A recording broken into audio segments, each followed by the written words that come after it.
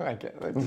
You're good, man. He was like, fucking go. Yeah. Yeah. I have one of those. I should bring it. Dude, please Please do We it. can even write on it like. Yeah. Good. And just write shit that I can't even see. Just be like, this dude sucks. And then like write an arrow and I'm like, hey. Yeah. Hey, so what's up? Episode 2. This is Sean Thompson, the 82nd Airborne Division's DeVarty Master Gunner. I recently attended the DeVarty Master Gunners course, and I got to learn a lot. I was very, not only humbled, but I was excited to go and attend because I knew that there was going to be a lot of people there. So Sean, it's good to see you again. I know you come from Charlie Battery, so there's a lot of love there. And can you tell me, or just tell them a little bit about you? No, I appreciate you having me here, man. It's a big deal for me. I was excited about this, man. How was the breakfast? The breakfast was good, man. I was legitimately excited to be here, man. I even wrote notes last night in my pocket. We didn't even have to get to them, but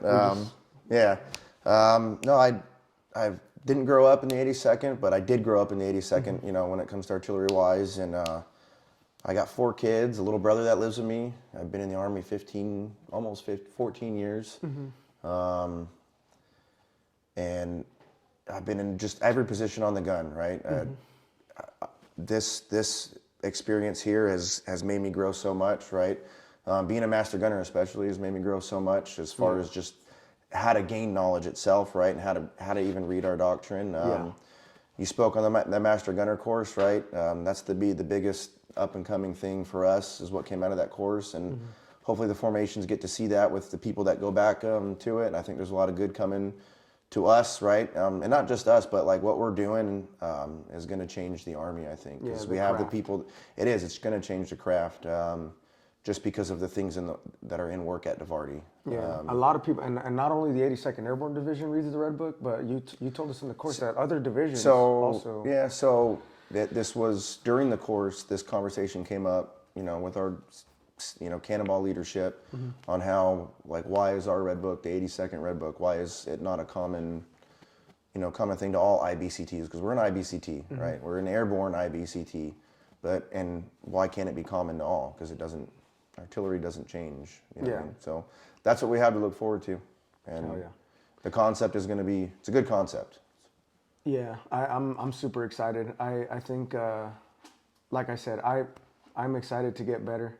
So like, getting to talk to other gunnery sergeants from other battalions, getting to talk to other platoon sergeants from other battalions, like even within the division, we don't do things the same, which is a good and bad thing because we all have our own way of doing things, but there should be a collective standard that we all, like the bare minimums we talked about, that we need to all meet. And if we can do that the same, anything after that can be different depending on your leadership style, or whatever the case may be. Like I said, we're getting there. You're going to have to do it, whether you do it.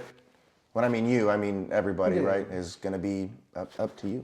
It's everybody's point of view. Because he tries to be like, well, me and you are just going to do the Red Book. I'm like, no, dude. Like I get it. I said, but you don't get where you know what I mean? When I have to do it. You have a responsibility. I can't just do me and you do the Red Book. Like that's not the way it works. Even though you might be the best candidates. You got to give everybody a fair shot. But the thing is I don't think we're the best candidates if we feel that way. Like if it's just me and you, like then we're not. Like if we know everything. Yeah, we're not, man. It's and I said this because this is my first interaction with Sergeant Rojek. He's a fucking smart guy. He's super intelligent. And he's fucking really good at artillery. Yeah. And he absolutely is. And I was like, okay, fuck yeah. That's why I wanted to come here. Yeah. And then I saw Miles and fucking Billy. They're in Gun Devils. So I was like, cool. I didn't even know you guys were over there. We got fucking connections now. I knew Lamelli, right? And this is what happened, is that Lamelli came to say what's up to me. What's up, brother? How you doing? I was like, I'm doing good, man. Congrats on your tab. I didn't know you got tabbed and shit. That's what's up. And Pierce was standing behind him, like looking at me like, and I was like, what's up? And he was like, oh, nothing. I was like, all right, well, I'm not the motherfucker to look at. I understand, like, we can be, I understand that Black Falcons culture might be that way where everybody's, abrasive and shit. And it's not like that, man. You know what I mean? But I don't know. Yeah, so I assume. That's where you come from. From That's what how I you are? see, it's not necessarily like that. There's always those people that it's there's the cliques, man. And it's everywhere. I'm telling you from the outside, man. I know it because there's Yeah. in loyalty too. It's me, Pearson, Rolf, fucking, Yeah. and we're and I'm you, tr- yeah, I'm you know us tracking, three. yeah. We're like, you know what I'm saying? But we're not. We're also not bullies. You're or not closed off. mean. Yeah, yeah. And if somebody doesn't know what the fuck they're talking about, we're not gonna be like, what? We're gonna be like, no, homie, look, this is why. And that's the culture we have to get to. I don't even know about getting back to, because I don't know if you know if it was that way before. You know what I mean? But we have to get to that, like, if we don't know it, it's okay. You know what I mean? Instead of, Well, we're fucking NCOs. yeah, it's even other NCOs that don't know it. Like, And even if they pull them should- in, man. Pull them in. This is my. You know what I mean? I said that thing with Stacy. Do you remember Stacy Baldwin? Yep. He was not as knowledgeable as Yeah. the rest of the sergeant, like Lynn Hart. You know what I'm saying? Who was very knowledgeable for his Yep. position, and his grade and shit. And it's like, you don't know. Like, I don't care if you're an artillery god. If you are the only artillery god. If you're a little bit better than average at artillery and you're bringing other people up to your level, I respect that like a motherfucker. You need to. Hey, do you want the system to die with you? Do you want? Are you going to be the single wanna be point the of single- failure? You know what I'm saying? It doesn't work that way. Yeah. You're not going to get anywhere. I think a lot of that is what kind of has brought at least this organization to that level, like the 319 to where it is, man. Everybody feels like I was part of the old crew when it was good, and nobody else matters. You know what I mean? It's only the people back then knew artillery, and we don't know it anymore. And we constantly talk about how we were good then, we're not good now. Okay, well, what are we doing to fix it? Yeah. You know, I think this week was a good example of what we need to do to fix it. You know what I mean? We brought everybody in. We started cross talking, which hasn't happened in. Really? Yeah, it hasn't happened I since. assume that it happens like quarterly at least. No, I don't mean the class. I mean No, I know, just but I'm saying- organizations cross talking. Dude, Yeah. it has not happened. It hasn't happened since I've been at DeVordy. It's crazy because I met Sergeant Cecil, who was Billy's platoon sergeant. Yep. Super cool guy. And he was like, he helped me review before the fucking Big 3 test. Yeah. I was like, hey, so fucking directional traverse, blah, blah, blah. He was like, yeah, look. And he was like, go over it with me. And I talked him through it, and he was like, yep, you're on it. And that is like, that's, It's easy when you actually understand the logic behind it, right? It's super. but let's say I was uncomfortable with it, and I was wrong. And then I can't talk to anybody because they're so like closed off. and full of themselves. Yeah, and I'm like, well, I don't want to fucking ask this motherfucker. I'm like, fuck that. Dude, when I was a platoon sergeant in loyalty, it was like that inside of loyalty. I may have been, you know what I mean, guilty of the same. I probably was guilty of it. Dude, going out to the aiming, like specific to aiming circles, we're talking about it, going out to Pike Field and doing aiming circles and looking over and seeing somebody not getting it and struggling and saying, "Pfft, that guy sucks." Yeah. Versus being like, let me go fucking Hey, over. brother, come Let on. me go and help him. You know what I mean? I was guilty of it too, dude. It's Yeah, and I'm sure I've done it. You know, Yeah. where I'm like, what the fuck?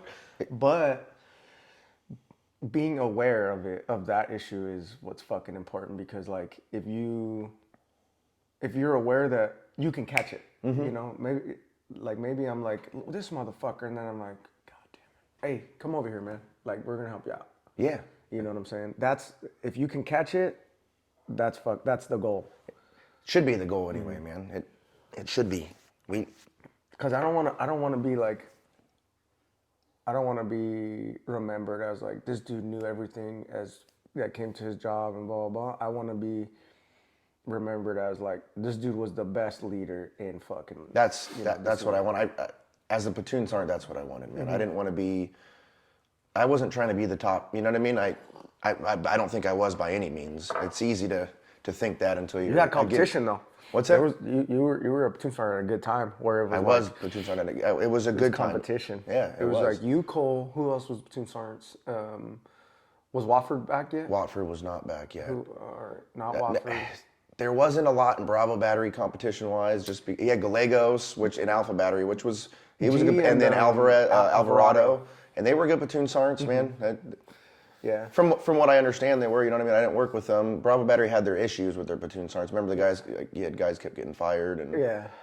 But and they probably had some of that shit going on internal too, where we did Mike too, Golf man. Alvarado is such a smart motherfucker that if he doesn't, sometimes you don't even realize, like, if you don't get along with somebody, you don't want to teach them. It's like, that I makes don't even sense. fucking like this dude. I'm not gonna share my. But it's subconscious. It is. You know what I'm saying? You don't know it. You're doing it until.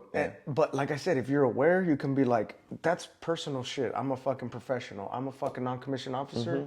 I'm fucking gonna teach this dude regardless of if I like him or not, because if he succeeds, that's a good thing because I'm not a hater. You know what I'm saying? The organization needs to succeed, man. Because and then you get single points of failure, and then you get me and Charlie Battery, because me and Charlie Battery taught both platoon sergeants to Big 3, both PLs to Big 3, the commander, and it's like, and then I'm training their chiefs. I was like, oh, and I was like, and what happens stressing myself out. when that's not there to sweep up the mess behind it? You know what I mean? I've covered up some shit. Dude, I am. You got to understand. We hear more. At least a few of us at Devarty hear more. You know, we still get calls from, especially Charlie Battery. It's Yeah. you know, you guys. It's Charlie, man, Charlie's so close to my heart. it is very much close to my heart, man. I've been.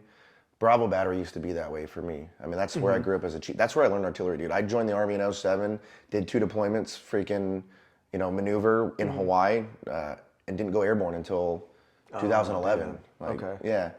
And we didn't do artillery. Nope. I didn't touch a howitzer until, we did, like when we'd come back, we would do our little ASP. I didn't even know what an ASPT was when I was doing it. Nope. I had to be honest with you, you know what I mean? 10th Mountain was the same shit. Yeah. Like, hey, you're gonna learn how to fight, dog, for real. Like, Yeah, that's you're gonna what we learn your did. battle drills.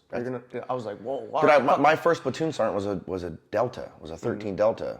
You know, I didn't know that was awkward at the time. That is crazy. Yeah, What? little Polynesian guy, man. Smoke Rosemar, man. This dude used to pull Iraqis out of the freaking guard shacks off MSR Tampa, dude, and I throw them onto the ground and. We had my first chief was his name was Ruiz, but he was an infantryman in the Marine Corps, and he wasn't the very stereotypical Marine Corps guy, but he taught me like the importance of loyalty. Like my platoon sergeant hated my guts for no reason when I came in, and maybe it was just a platoon sergeant thing of like he was pretending, but I was 18 and I didn't know the difference. I was like, what the fuck is his problem? Yeah. And my chief was like, don't worry about him, man. We're good right here. And he taught me like teamsmanship. And my gunner was a Corporal Monroe, this big fucking over 6 foot tall yoked motherfucker, used to box. Nobody's fucking with Monroe. Everybody knew that. Like Corporal Monroe was the shit. He was a great gunner. On deployment, he did his shit, you know what I'm saying? Like, and they did maneuvers. So I walked into that culture when I first came in the Army, where these fools were coming back and their lieutenants were getting their legs blown off, and these motherfuckers are coming back like crazy as fuck. Yeah. You know what I'm saying? And I was like, oh shit, let's do it. And my section was like, everybody was like, oh, fucking Chief Ruiz's section, blah. They would talk shit. But in the field, nobody was fucking with us. We would cross-train like a motherfucker. Like, Corporal Monroe taught me how to shoot my weapon like a real motherfucker. He's burned into your brain, I can tell. Yeah. Like a real motherfucker. That's good, man. And he fucking, like all aspects of the Army. And that's, now as an NCO, I realize why that's so important. Like, because in the 82nd, we know our jobs really, really well. But ask some of the Sergeant First classes and above what Battle Drill 1 Alpha is. Yeah. They're going to be like, what? And to me, that's a skill level 1 task. You shouldn't even learn your job until That's you know a basic, like, right, what's everybody's first MOS, right? Yeah. I mean, You're you're a rifleman is your first MOS. It's Battle Drill 1 Alpha, that's what you learn at basic training. Yeah. And we forget it super quick, man. And dude, I would have forgot it, man. The only reason that's burned into my brain is because I got to go be an instructor at jungle school where I had to teach it. You know what I mean? Jungle school, how's that? Was it hard? The school itself, it wasn't that it was difficult. It was physical for sure. Yeah. Very physical. There's a lot of rucking. Oh yeah, you're rucking in the waters, the swamps. Like you're wet for 3 weeks. You know what I mean? Yes. And when I went through, it was a little bit different when I became an instructor versus when I went through. Like, okay. Was there like a secondary? So like you have to pass jungle school, and then is there you go to an instructor school? Or do just You get kind of placed? did that while you were an instructor, basically. So I went to actually go interview to be an air assault instructor because I was done with chief time. This was the second time I was in Hawaii. And my first sergeant in Hawaii was my first sergeant here in Bravo Battery. Like Tharp, you don't know him, yeah. So he went to Hawaii basically with me. Like we were a month apart, and he became my first sergeant again. And Damn. I had done another You were year. He was an okay dude, man. He was a good dude for sure. He definitely cared about his dudes. But after being a chief again for a year, I looked at him and I was like, I'm done. I'm 4 years. I mean, I gave you best of the best here. You know what I mean? Yeah. In Hawaii, like somebody else became the gunnery sergeant that I was trying to get. You know what I mean? Oh, wow, and by then I was like, I was defeated with, like, if you're not gonna help me out and bump me up, or if I can't, and it wasn't him, it was just the battalion. You know what I mean? They didn't think like we did in the 82nd, but I was like, I got to go do something different. I was a chief for 4 years at that point, which is good. I'm glad I did 4 years, but. So he got me an interview at Air Assault, and when I went there, it's the schoolhouse is like Air Assault Jungle, Pre-Ranger. They're all at the same place out in the training area in Hawaii. And they were full on Air Assault instructors, and so the jungle guys came up to me and interviewed me, and I was like, yeah, sure, I want to do this. And they interviewed me, and they're like, yeah, we'll take you. And the next week, I reported basically to jungle school. Really? Yeah. That's sick, dude. Yeah, and it was a hard school, it's physical wise, but I was 25, I don't remember, 26 when I was there. So I was, you know what I mean? How old are you now? 31. Oh, you freak. Yeah. Dude, you look young. For real. I No? don't feel it, man. I don't feel young. I think you think so. Yeah. I don't know. Well, I'm looking at motherfuckers like Smoke Smith, who's actually like 27 but looks 40. I'm like, oh my God. Yeah, like you've aged. Yeah, no, I got it. Balding. I still haven't started balding yet. That's what. Oh man, Yeah. I was, No grays. I'm starting to see grays come in, but. I was doomed from the start, man. My dad left me a last name, a wide back, and a bad hairline. That's it, dog. Keep going on. Use the bathroom. Yeah, go for it, dude. Fucking jungle school, dude. It was. So like we kind of had like the same concept in Fort Drum of like light fighter school. Yep. So where we had our fucking pre-ranger, mountaineer, fucking weapons leader, or no, not weapons leaders course, fucking I don't know, like mountain leaders course or some shit. I don't know. I remember what it was, but there was a bunch of fucking schools like that, and I tried to go to all of them. All of them, yeah. He had the military mountaineering, and so that's a school I got to go to, being an instructor at jungle school, the mountaineering Vermont? course. So it was the Vermont course, but they came and did an MTT in Hawaii. So, sick. So we did like rock climbing. I mean, on the beaches of Hawaii. You know what I'm saying? Like, yeah. That's gangster, dude. Yeah, so that was the school that I got to go to. Some of the other instructors got to go to like foreign jungle schools to learn their skills and bring them back to teach. And I taught knots and survival, so I got to do the military mountaineering course. And Damn. Yeah. What did you ever go to like a fort or work with foreign armies? over there, yeah, all the time. Really? Yeah, they would.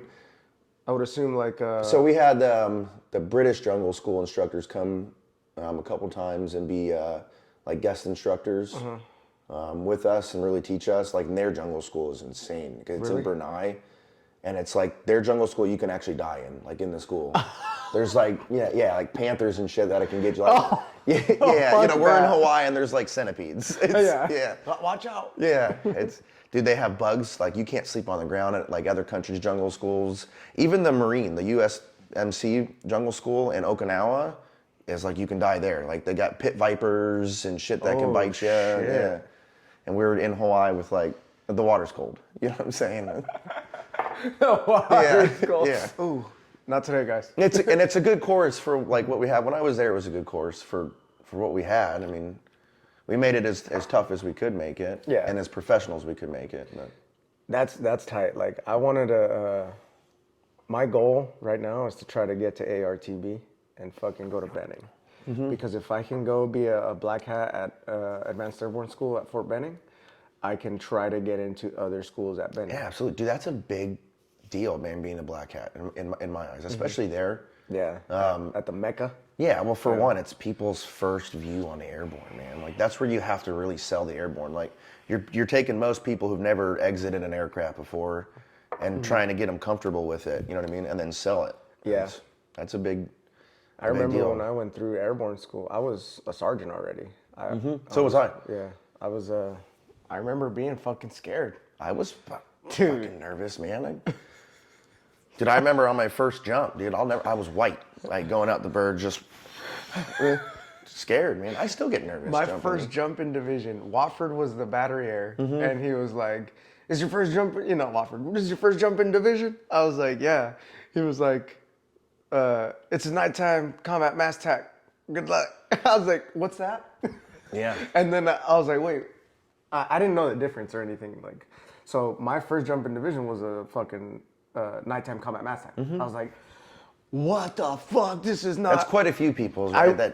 I went from this, right, to fucking, oh God. Yeah, exactly. Well, and then being way down when you go out, right? There's no up 6, out 36 when you're way down with radios and it's you kind of roll forward out of the door. Isn't it crazy? Like being airborne, right? And there's times when you're flying around on a bird for so long or whatever, and you're just covered in gear. I don't know if you ever had this thought, but it's like, I don't care what happens to me, get me out of this bird. This fucking Get me out of this freaking door. I don't care like what happens with the static, like just get me out. Yeah. You know what I mean? Where you're just Because you know when your chute opens, like everything's relieved. Yeah. Like right, the pressure, the freaking it's all taken off your body. The physical aspect of it feels better when you're floating through the air, man. It's and you get some fucking fresh air. You You're do. like, God, because you're sitting in there, and everybody's breathing on each other, and the plane is hot. And your ruck Digging is in on your- your knees, Ugh. and it's one of those things. You move it over to the right, you're fucking your homie because he's like, "Come on, dude." And then you got the safeties walking all over you, and On your head, and Yeah. you're like, "Mother-" Yeah, they I don't- do it. Yeah, and you know you're doing it. You're just Oops. yeah. With your little chute on. I don't even put my chute on until we're fucking, like, doors are getting open. Yeah. But It's a fun aspect, man. The only reason I went airborne was to get out of an assignment to Bliss. Really? Like because Hawaii was my first duty station, and like I had orders, and was newly married, and the only thing I knew about Bliss was like borders Juarez, Mexico. I don't want to take my family there. You know what I mean? I didn't realize how good of a place El Paso was and that kind of stuff. And I called branch, and that was when Jakob was still the branch manager. how do you know him? I didn't know him. Okay. I just knew he was our branch manager. And they were like, well, you can't get out of assignment unless you volunteer for Airborne. And I was like, okay. Yeah. And you know what I mean? Not really knowing what it was. I'm glad I did it. I am. Like, I don't have any regrets doing it, but that's the only reason I went Airborne. I wasn't like looking for it. I wasn't like, I'm going to go Airborne. Yeah. And- I did. I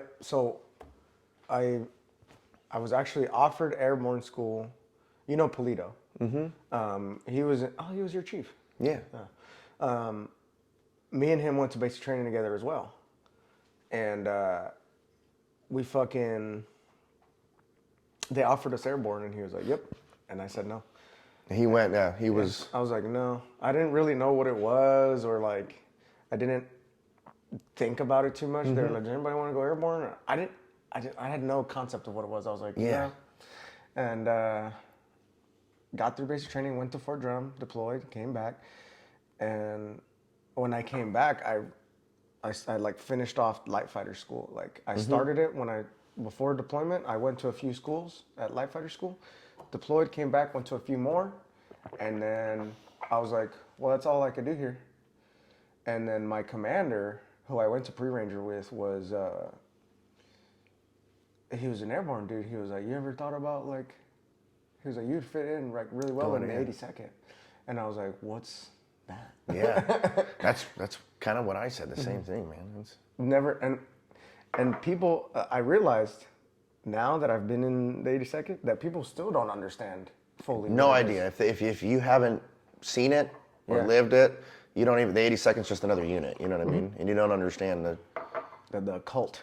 It is different, man. It's when I left the 82nd, I didn't realize how much, to give concept, right? Like, when I first joined, I deployed, I'm talking a month into my unit, like not even a month.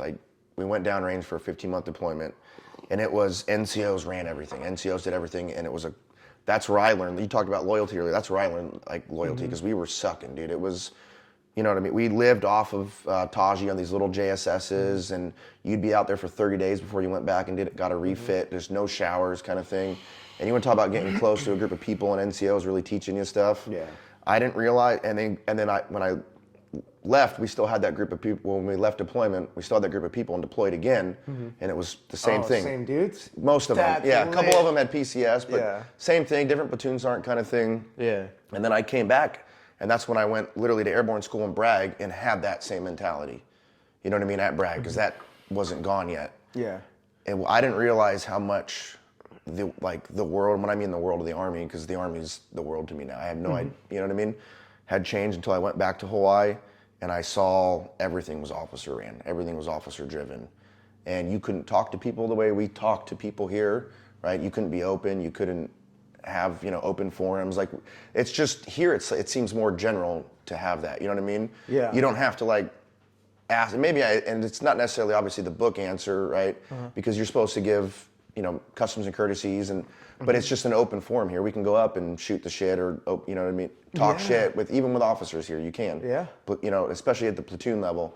There, when I got back, dude, I tried it because that's just what I knew, and I got shut down, man. My platoon sergeant had a counseling waiting for me, like after I was talking shit to our battery XO, and No he was way. so upset about it, it was just simple shit. Like, he would come out to PT and then not do exercises that he didn't want to do, and so I would be calling him out. And I remember that freaking day, he told me to come to his office, and I was like, okay, you know what I mean? Yeah. Just what I knew. And my platoon sergeant had a counseling waiting for me, all timid, and I'm serious, man. I was and I looked at him, and the XO was in the room, sitting there waiting, and he had the counseling. You could tell, he didn't he's just doing what he's told. I'm just going along. And that's what I mean. We lost that NCO driven, you know what I mean, background. We lost the backbone, I think. And I was like, what the fuck is this?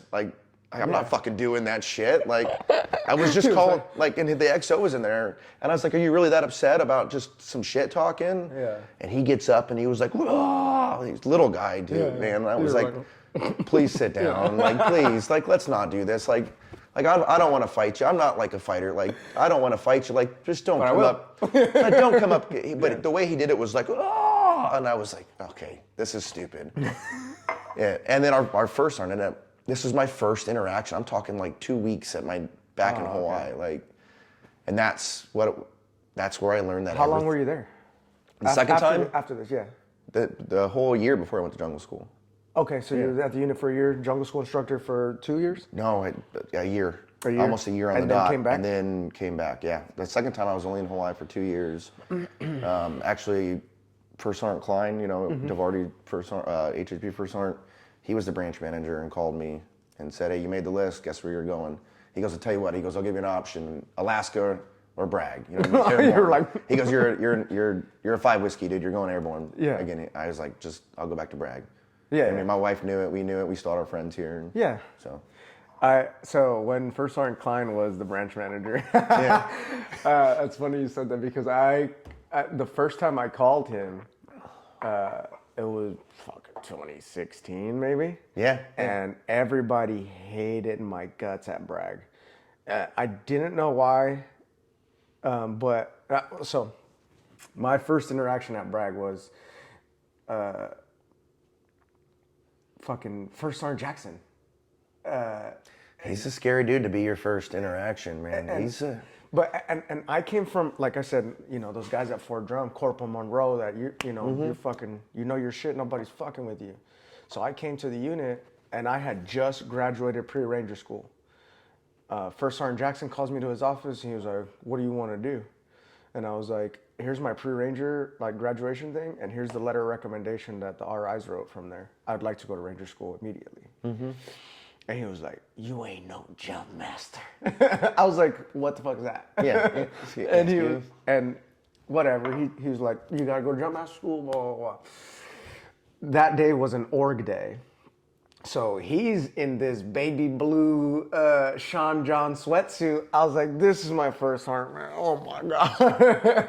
He's fucking pimped out. Right? Yeah, but no idea about his backstory yet. No. Like, yeah. Motherfuckers from College Park, Atlanta. Yeah. You know, a gangster motherfucker. Yeah. And we were doing like the battery PT thing for org day. So we go and I'm crushing. And he like notices that I'm crushing it. And he's like, you fight. I was like, I boxed. And he was like, I boxed too. He was like, me and you. I was like, oh man, all right, yeah. fuck. And he's substantially a bigger fucking dude. Like, He's a very large man. Yeah. He's very physical, and he's very built. Yeah. Yeah, I was like, absolutely. I'm about to get very my ass strong whooped. human being. Yeah. I was like, I'm about to get my ass whooped, but I'm not about to make my first interaction that I'm gonna back down from anybody. Yeah. So I was like, all right. And he was like, remind me, we'll fucking do this, and that. And I was like, all right, first sergeant, blah, blah, blah. And he, super cool. And then after that, it was like, I met Smoke Rob, hated my guts, and I didn't like him too much either, Yeah. Rob and I didn't necessarily get along. Yeah. And now, like, I have my things, my viewpoints about leadership in the Army, but I got to respect him for his artillery knowledge. There's no fucking ifs, ands, or buts. Motherfucker's smart. Yeah. There's you know who's smart and who's not. He was definitely one of them. And then Smoke Bannon was here. Goofy. And he, he had the legs shaking. Yeah. He was like, hey, pimp. But he called me a pimp. I was like, what?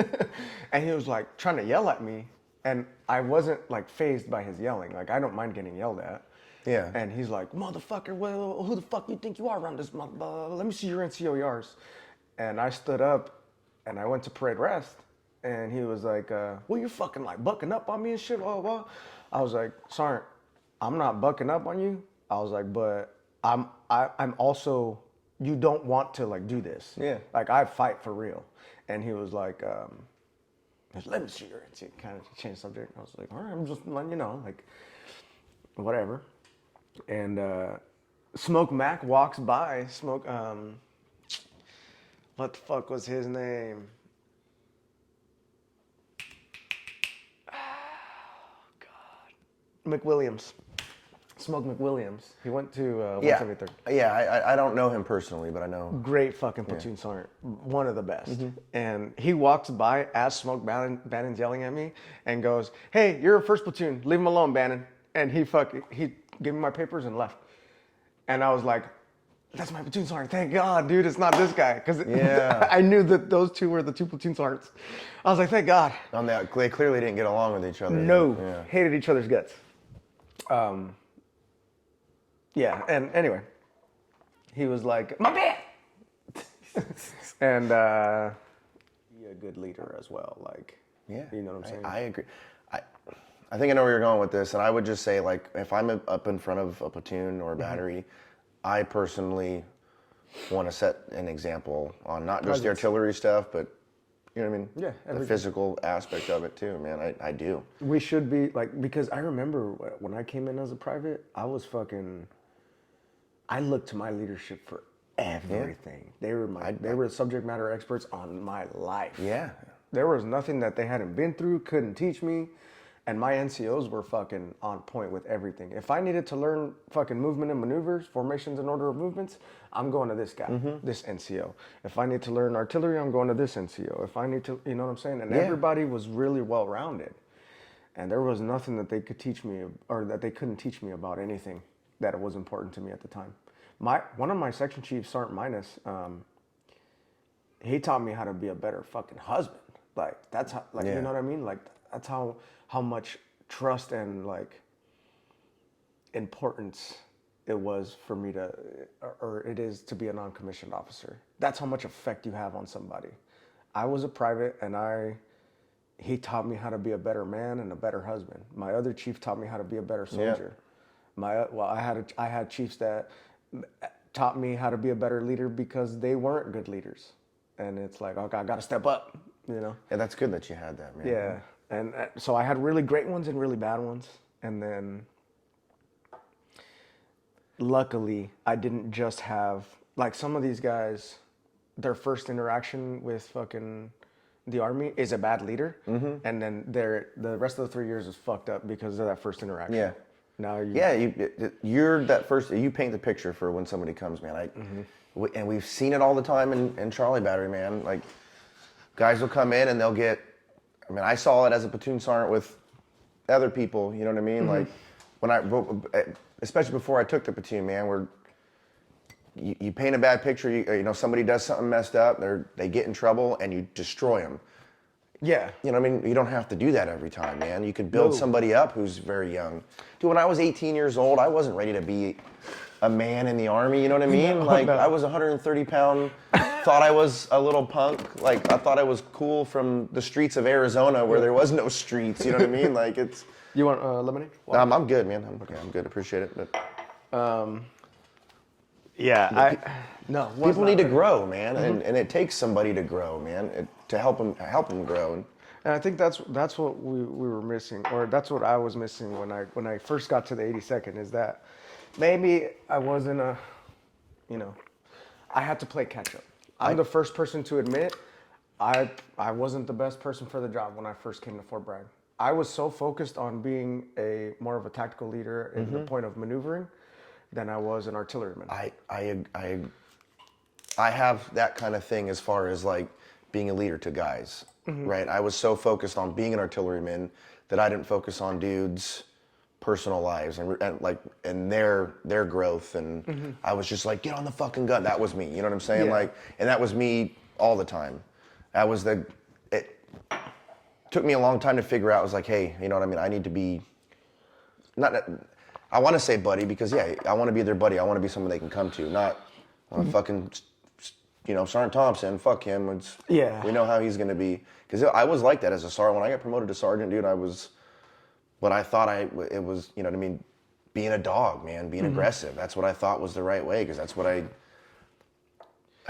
it's kind of what I saw. I mean, I say that to the NCOs all the time. If you're gonna be a bulldog, because they see somebody like me who I have a presence when I walk into a room full of soldiers. It's Sergeant Durant's here. You know what I mean? And sometimes I'll admit I'm a little bipolar. So I'll come in sometimes and be really angry. Yeah. But sometimes I'll be like, what's up, motherfucker? Yeah. Oh, wow. So you never know, right? Yeah.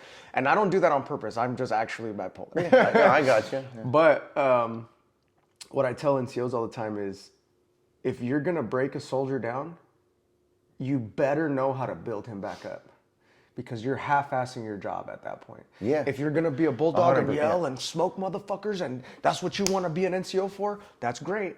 But you better have a plan to build him back up. And this guy's gonna be different than this guy when you build him back up. You can't, and that's what I tell everybody. You can't. Do you think I would talk to fucking Willis the same way I talk to Pat? No. Yeah. Willis and Pat are, dude. Pat is a child, and he is my child, and he is gonna get yelled at.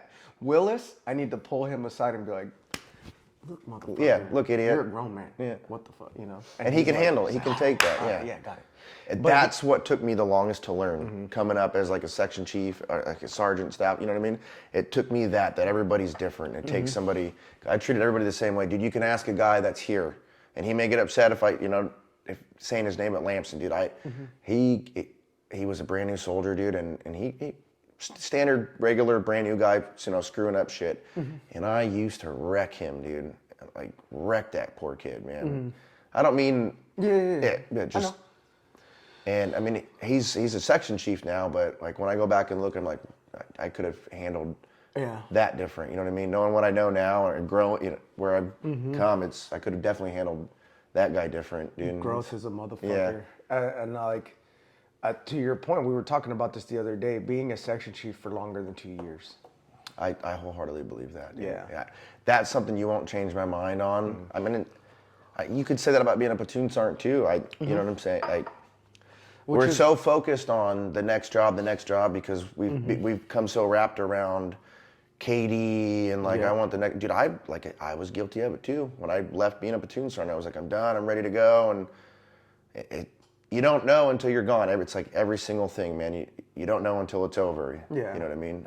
Yeah, no, you don't. But you don't learn a lot in 2 years as a chief, man. No, You don't. at the like towards. Yep. I actually, so my KD time was coming up as the deployment. I had 9 months left in KD time, as KD time, before we deployed, and then we deployed, and I was really good, and then I came back and I wasn't a chief anymore, and then I was like, in my mind, I was like, huh, that sucks because I just got really good.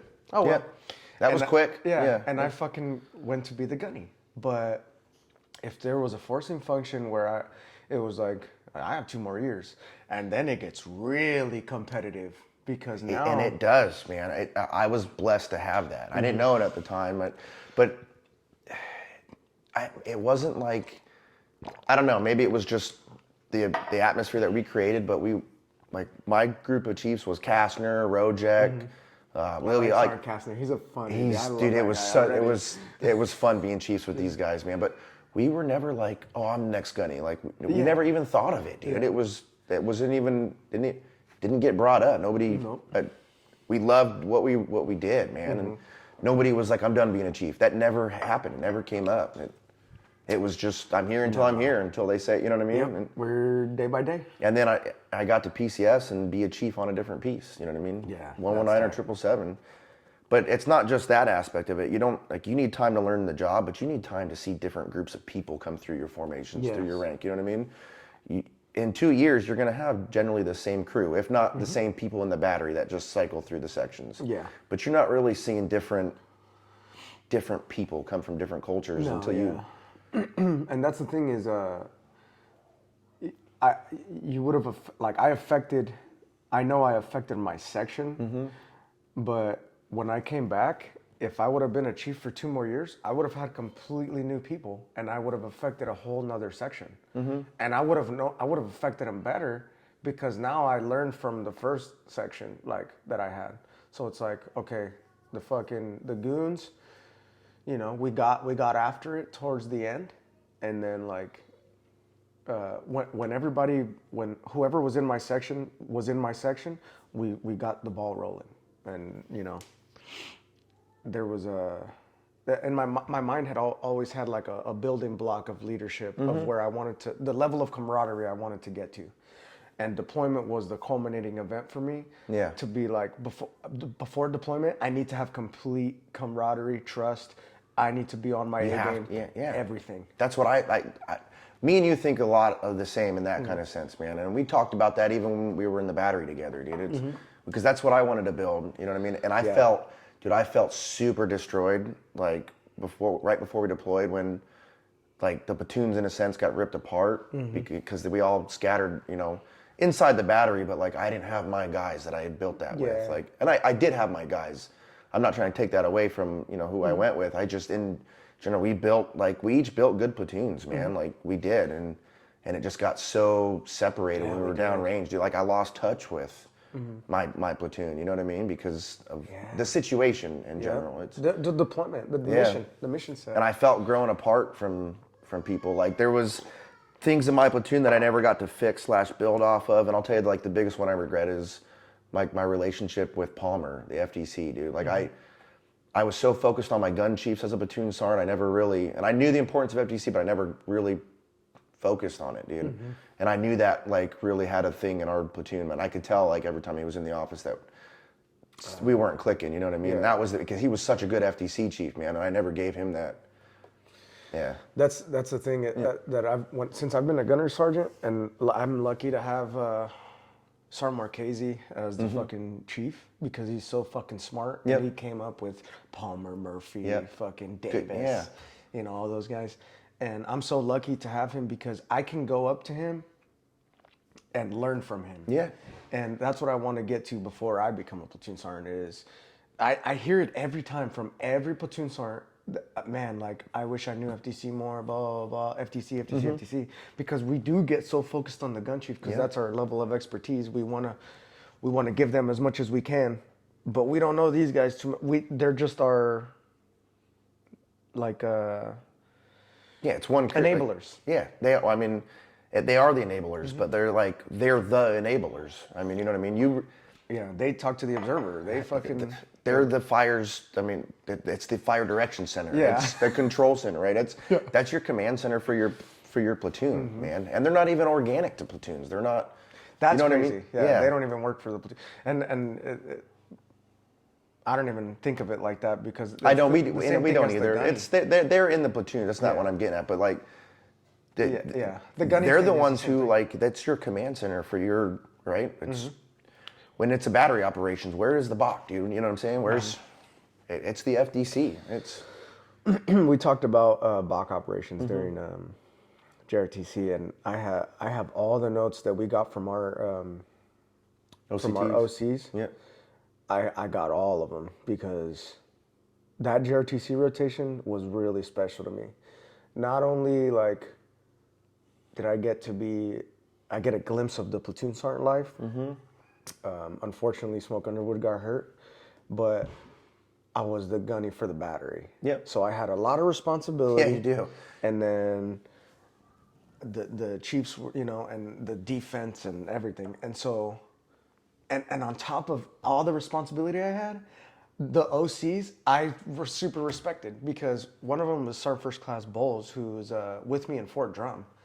And I have so much respect for that person. And I was like, man, I'm going to show him how much I've grown since then. Like, he's going to be, like, proud, Yeah. And then my senior OC was my AIT instructor, Master Sergeant Feldman. I was like, oh, my God, now I got to show him how much I've grown.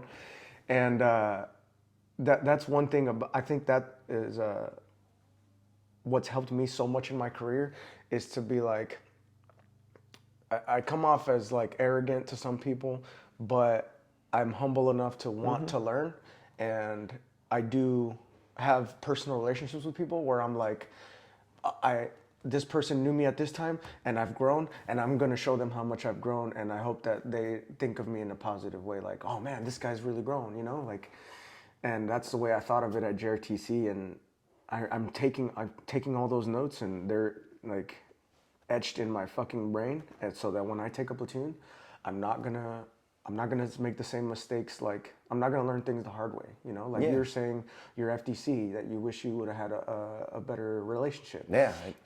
I think a lot of fucking platoon sergeants have that same fucking issue.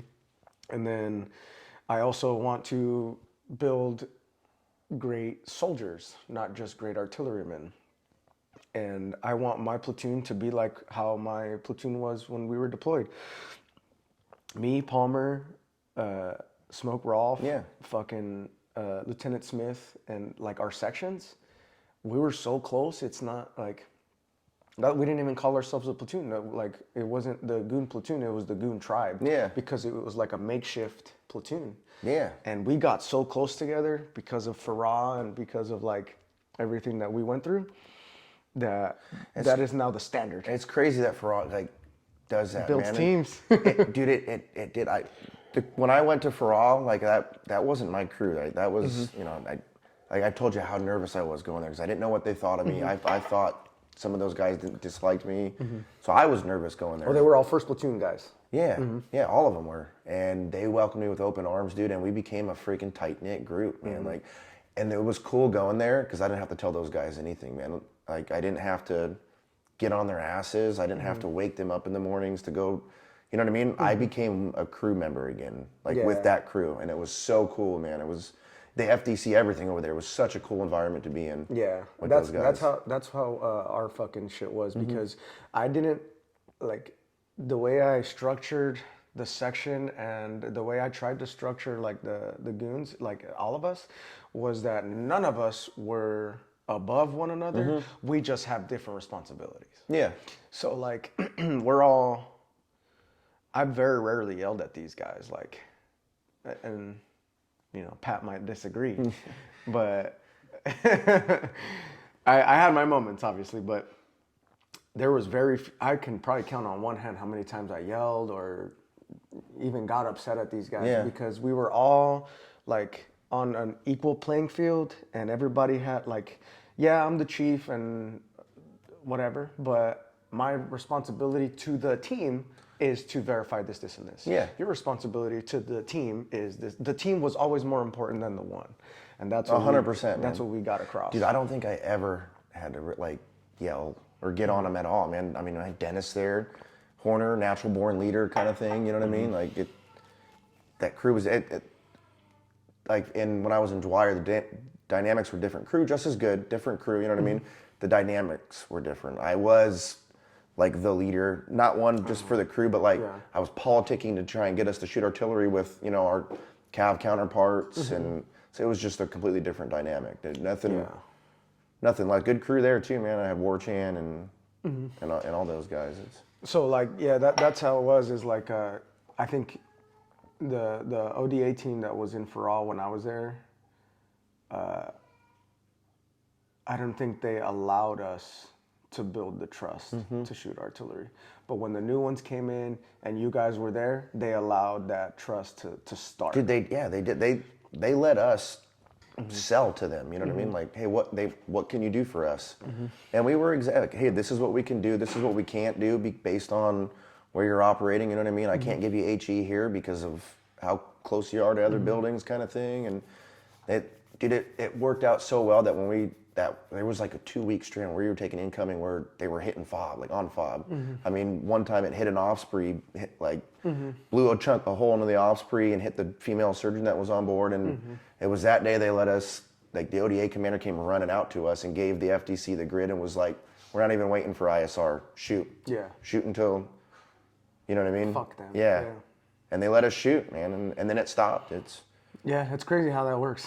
Yeah. And that's what, that's what Smoke Rolf, I think, was trying his fucking little heart out the whole time was. And it gets frustrating, man. Yeah, because that's what I was doing at Dwyer, dude. I was trying to get, and it wasn't even the cabinet. It was it was Task Force Southwest, I think, and their commander was like a Marine commander for that whole area, and he just didn't like artillery, just didn't like it. So we didn't get used at Dwyer.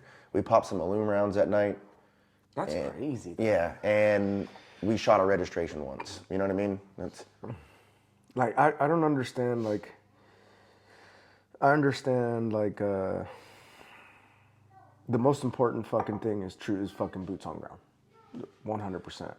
But ask any infantryman if he wants to go with or without artillery. Like, bro, we can make your fucking job substantially easier. Like. That's how I would think of it. The other issue is a lot of people don't know that, like, you don't have to use artillery for big booms and blowing shit up. Like, you can support people in so many different ways. Yes. You know what I mean? You can provide cover with, there's so many different things you can do with artillery that is not just waiting to blow a building up. And I think having that good observer, being the good advisor to that commander or that, that on-ground commander, to the infantry is super important, and that's what I think Thornton was very successful at. Yeah. Thornton was really successful at it. The observers that can like not just be part of the infantry's crew, but like advise and be like, look, you can do this and waste your ammo, or we can smoke screen these motherfuckers over here. Fix the enemy with artillery. It's crazy to say one of the most critical aspects for that is the 13 Alpha, the lieutenant, right? Because they're the ones who see all sides of the spectrum. The FPC, the Bravos, you know what I mean, the Fist, and with the Fist, their infantry counterparts, right? I remember, before the lieutenants, first time I was here, they would be FIDOs, platoon leaders, and then go be FSOs after. That's interesting. Yeah, because, for one, they had the gun line side of it, but then they can go, sell the artillery to their... That makes more sense than it what does goes to on me, yeah. now. Because then you understand, like, you know why they're taking, this amount of time, right? Because they have to occupy the position. Yeah. They have to recon that site. And that's what we were talking about yesterday was when I don't give a fuck how good you are at artillery if you can't survive and if you can't recon correctly. Yeah. What the fuck? But you're gonna die. Yeah. I mean, you're gonna die. Yeah. And like having a division level asset on your hands, especially as like a gunnery sergeant, platoon sergeant, you're like, all right, I better be on my shit on all aspects of the game, because if I have to fight, You know, direct fucking contact. I'm gonna fight direct contact. I know how to do that. It's gonna show. If I have to shoot artillery, I'm gonna fucking shoot artillery, and that's what we were talking about during that course. That's why I'm so excited about it, because these changes in the Red Book are going to be the forcing function. It will be. And Dude, it's gonna when I went expose. back, we had this conversation even at Navardi yesterday. Like, Navardi's on board with it. I don't think the battalions understand yet that how big this ORS, thing is, and going back to the IRF cycles, it used to be GRF cycle, you know what I mean? But it's the same thing, right? To where the training is going to be, it's going to be given back to the battalion. Like, you're going to have the time to plan, and you're going to have to be able to execute, you know what I mean? You're going to have to get good again. Yep. And it's going to show, you know what I mean, when you're going out and doing CalFexes and getting eval, you know what I mean? It's Barts and darts. We're not going to be doing these fake table 15s anymore. Yeah. You're going to go out and you're going to go actually operate with with the counterparts again, See what man. you can do. Yeah, exactly. When we were in JRTC, man, I'm telling you, it was like me and I don't know. I really mind my own, but like in JRTC, I was requesting fucking C4. I'm requesting binos and cameras, and I'm Why doing not? as much as I can. Why not? That's my jump rope. Can you go upstairs? I'm about to bring your toys down here. Oh. Yeah, no. Just clean the living room. I Yeah. don't think so. I don't think so, buddy. Fucking, so like, you went from being a platoon sergeant to being the Davardi master gunner, right? What, like, towards the end of your platoon sergeant time was when we got back. Yep. And then when did you, from the time we got back was what, March, right? Yeah, we got back in March last year. So we got back March. When did you hear you were gonna go be the master gunner? About a month before, so April time, because I went up in May. April. Okay. Yep. And In that time, how did you prepare, like, to take that position? Did you rip out, or did you just on the fly take that shit? so I mean, I had 6 months of ripping out time, which is actually, you're supposed to have like 6 to 8 months of that. Yeah, according to doctrine, 6 to 8 months. And I had that with Ryan, Smoke Ryan. He was the Davardi master gunner. He was there for like 6 months before. I'd never seen. Oh, okay. So we were deployed. So how long was he the master gunner? Almost two years. Okay, Davardi. so we were gone for a year of it. Yeah, we were gone for a year of it. I had never met him before. That's why I asked. He's a good dude, man. He was burnt out. I can tell when I got up there. When I mean rip, like, it was more of just like, all right, here you go. You know what I mean? And I didn't have any. I didn't know what the Davardi master gunner did. First Sergeant Smith, he gave me a lot of advice on it, but it's what I was doing was different than what he was telling me. You know what I mean? Not in a bad way. It was just a different dynamic up there. I had no idea. You know what I mean? I didn't have a battalion master gunner time. Yeah. I had I knew what a battalion master gunner was, and that's what, dude, I was trying to be the loyalty master gunner. That's what I wanted. I wanted to stay in loyalty and do that, and I didn't get that because I wanted to be a battalion master gunner before I went to Davardi, man. I didn't know what to expect at Davardi. I was like, what does a person really do besides, I mean, I learned it when I got up there, right? Okay, I get you. It was good. I'm glad I took this position. I'm glad it was offered, to me, and I'm glad who helped me get it. I have no regrets. But it was so bigger than what I was ready for initially, man. You're talking war fighting stuff, right? Division level, corps level stuff that I've never been in staff before. I've never seen it, never heard of half this stuff. Yeah. And now you're at the division level. Yeah. And you're like, oh. Dude, I wasn't ready for it, man. The biggest person that got me ready wasn't necessarily Ryan. It was more of, Torado. You met, Torado. Dude, he's the one who was like, come here, I got you. Really? I'll teach you, yeah. He's the one who... Sergeant First Class Torado, Davardi Master. Davardi, Fire Control Master Gunner, yeah. He's the one who really prepared me for that, man. That's awesome. And he's your counterpart. Yeah. So it's like, dang. Our desks are touching, like, what's you know up. what I mean? We work right next to each other. How is so do you guys ever do like, I don't think I've seen it, where a 13 Bravo section will go certify and the FDC will certify simultaneously? like start to finish, simultaneous. The So you're talking DMG about and feeding the each other fire missions and stuff like that. I haven't seen it. Why do you think? And do you think that's important, and why? So it absolutely is important, at least to have both sides out there. For one, your FDC should be shooting your fire missions, whether they're already certified or not. You know what I mean? That gun needs that FDC out there to shoot in the missions. I get it. The guns have the capabilities now, especially with the new software and the new hardware updates. Like To train on you their can own. table 5 yourself, right? You can put everything in there and the missions will come up like they're sent to FDC, but it's not the same. Like you're not getting that, right? That aspect. You're not giving the rep to the FTC. You're not. This is what we're talking about, right? Why we only focused on one when we're a collective piece, right? We have to be a collective. I get it. It's an individual crew, but the FTC can still work on their individual crew stuff, and it's important that it is.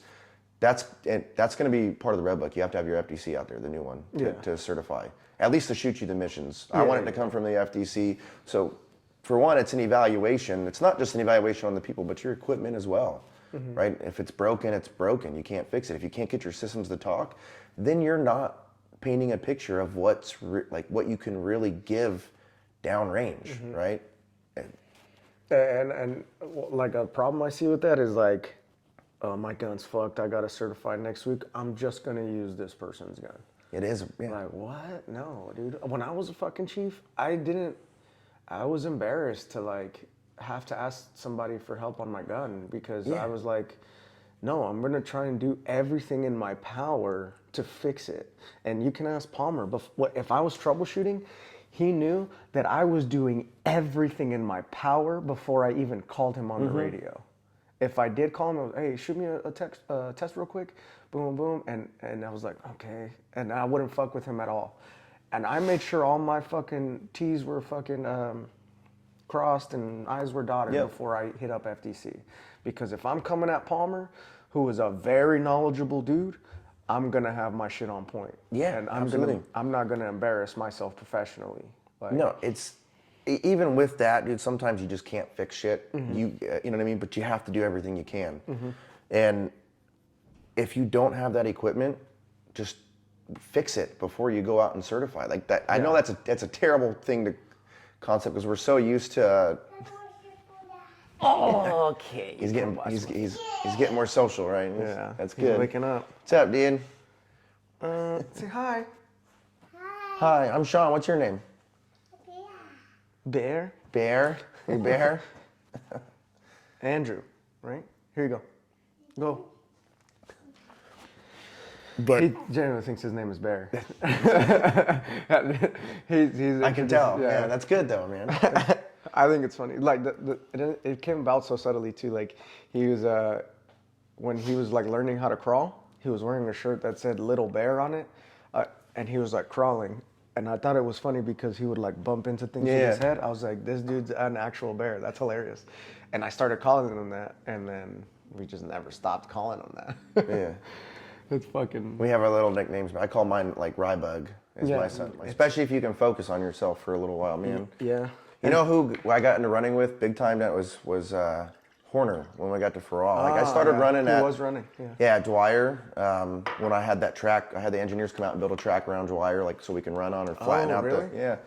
But then when I got to Dwyer's when I really started to get into distance running, especially on the treadmill, because that's kind of what we had there. Yeah. Well, you guys had your own compound. On Dwyer we did. Yeah. So we had our own gym inside of our building that we lived in, and I had the engineers come out and kind of grate the inside of the compound around the walls so we can run on it. Yeah.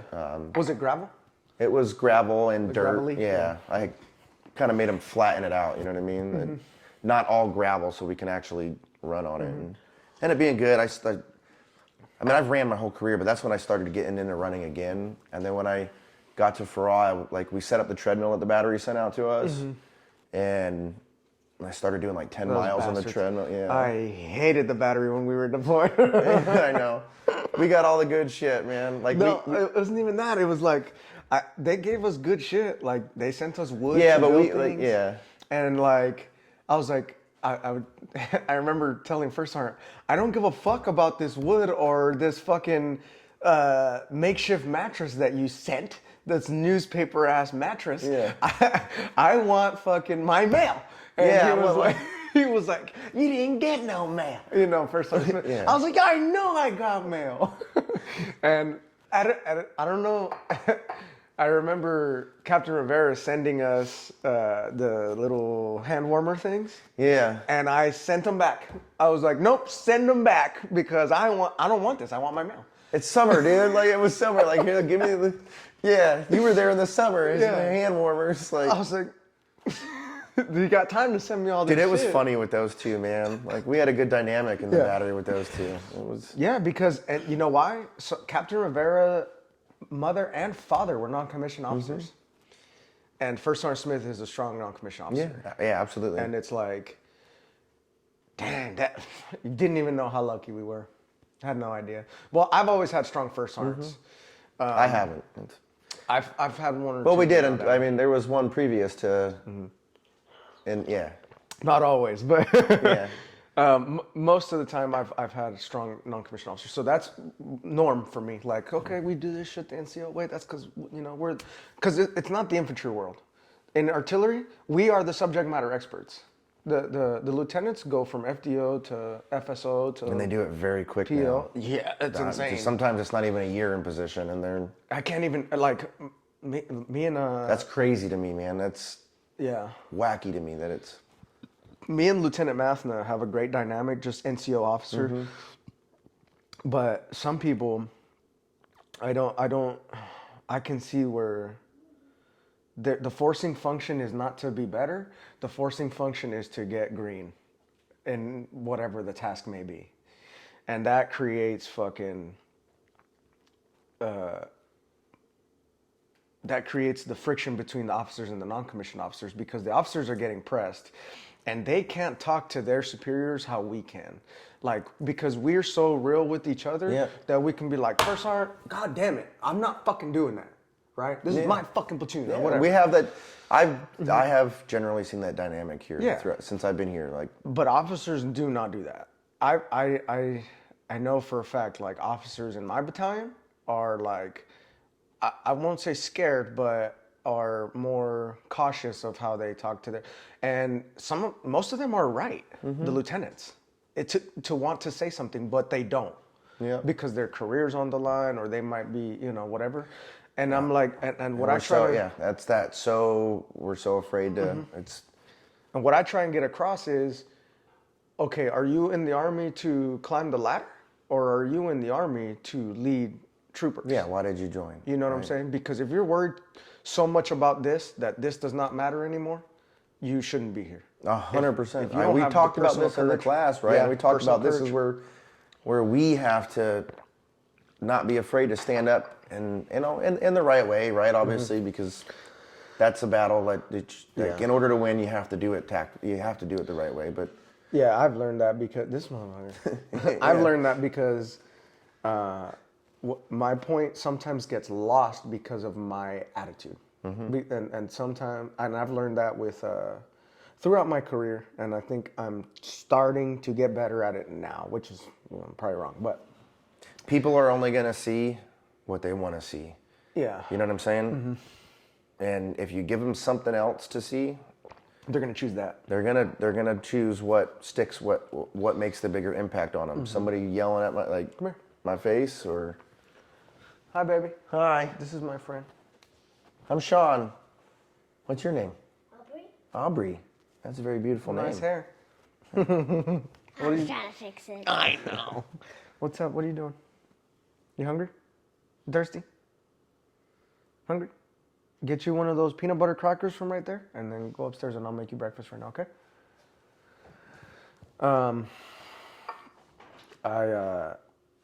Yeah, it gets lost in translation because it no longer matters what the point is, it matters how it's given. Yep. And I realize that I do that. But I also understand that there's a medium because I see NCOs and officers, leaders in general, who are yes men and will do everything that the command says, no matter what. This is what you're going to do, and roger that, I'm going to walk the line. And then you have my end where it's super untactful, like, no, you're fucking wrong, blah, blah, blah. But again, we grew up where we could do that because we were, my NCOs, your leaders when you were a private could be like, what the fuck is he actually saying? Fuck this other bullshit. Yeah. I understand you're angry and shit, but what the fuck are you actually trying to say? And that's the leadership that I wanted in loyalty. But we're coming to I'm going to say generation, but I don't mean generation like people-wise. I mean generation like in the Army-wise, right? The way we teach people now in the Army, it is a new generation for the Army, and it's not that way. You have to be, well, not have to be, but we're getting to a point, and it's happening here too. This dynamic that the 82nd has had is slowly going away. It really is, and I've seen it just in, I got here in 2011, not that long ago on the spectrum of things. You know what I mean? That's the first time I arrived on Bragg, and from then to now, it's going away where we can't do that. Even with certain NCOs, dude, you can't do that. How do you fix it? How do you fix it while you're gonna have to? So you're gonna have to. It's not. I want to try and choose my words to. Fuck that. No, well, so what I'm saying is, becoming like it's okay to be a yes man, but you got to have a mind of your own too. You know what I mean? That. It's okay to be a yes man and get the job done and you know what I'm saying, but you got to have a mind of your own. And as far as fixing that, I don't have an answer. Like I don't know how we go back to that. It's just that's what we're going to Army wise, man. Big Army wise, we're not training killers anymore, man. Nope. We're not like. Do you see it in your formations? No. Killers? No. Do you, like. No. We saw it on this deployment, dude. People who are just not willing to. You know what I mean? It's super easy to do it in the field here on Fort Bragg and say you're brothers When and it's make like I'll believe. die for somebody, right? But we're not making killers anymore. And that's what the Army wants though too. They because they want it because policy is being rewritten for that. Right? We want to be treated more like organizational type of corporation ran, you know what I mean, versus we're not killers like versus I'm gonna kill a motherfucker. I'm gonna shoot my whole purpose in life is to shoot the bad guy in the fucking face. You know what I mean? The problem, I think, with the mentality is like, you have to find the medium because I agree, and you know me, and we came up the same way. You grew up being a fucking killer, and that's what the fuck you are. But you take away the enemy from a killer, and you just have somebody with mental issues now. You know what I'm saying? Yeah. That's the fucking problem right now, is that the war is fucking coming, like, we're stepping out. The war's over, dude. And we've created this breed of fucking killer That war motherfuckers. is over. This 20-year war, it's done, man. I mean, when we were in Afghanistan, the Middle East wasn't even a big thing to the United States anymore. No. It was like third in line, you know what I mean, for what's going to be our next, for large-scale ground combat operations, you know what I mean? It's not even the same. But and then you take away the enemy from a killer, and you got a motherfucker who's like, what's the purpose now?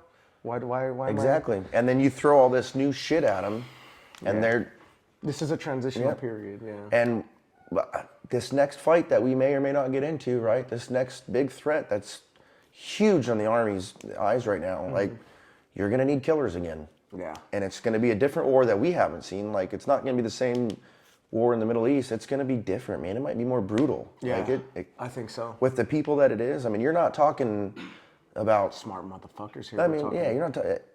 They're smart motherfuckers too in the Middle East. Don't get me wrong. Like, but we're not talking about people running around in caves and fighting wars out of caves. We're talking about just as open as us. You know what I mean? Like, that's scary, man. and there's more of them. You know what I mean?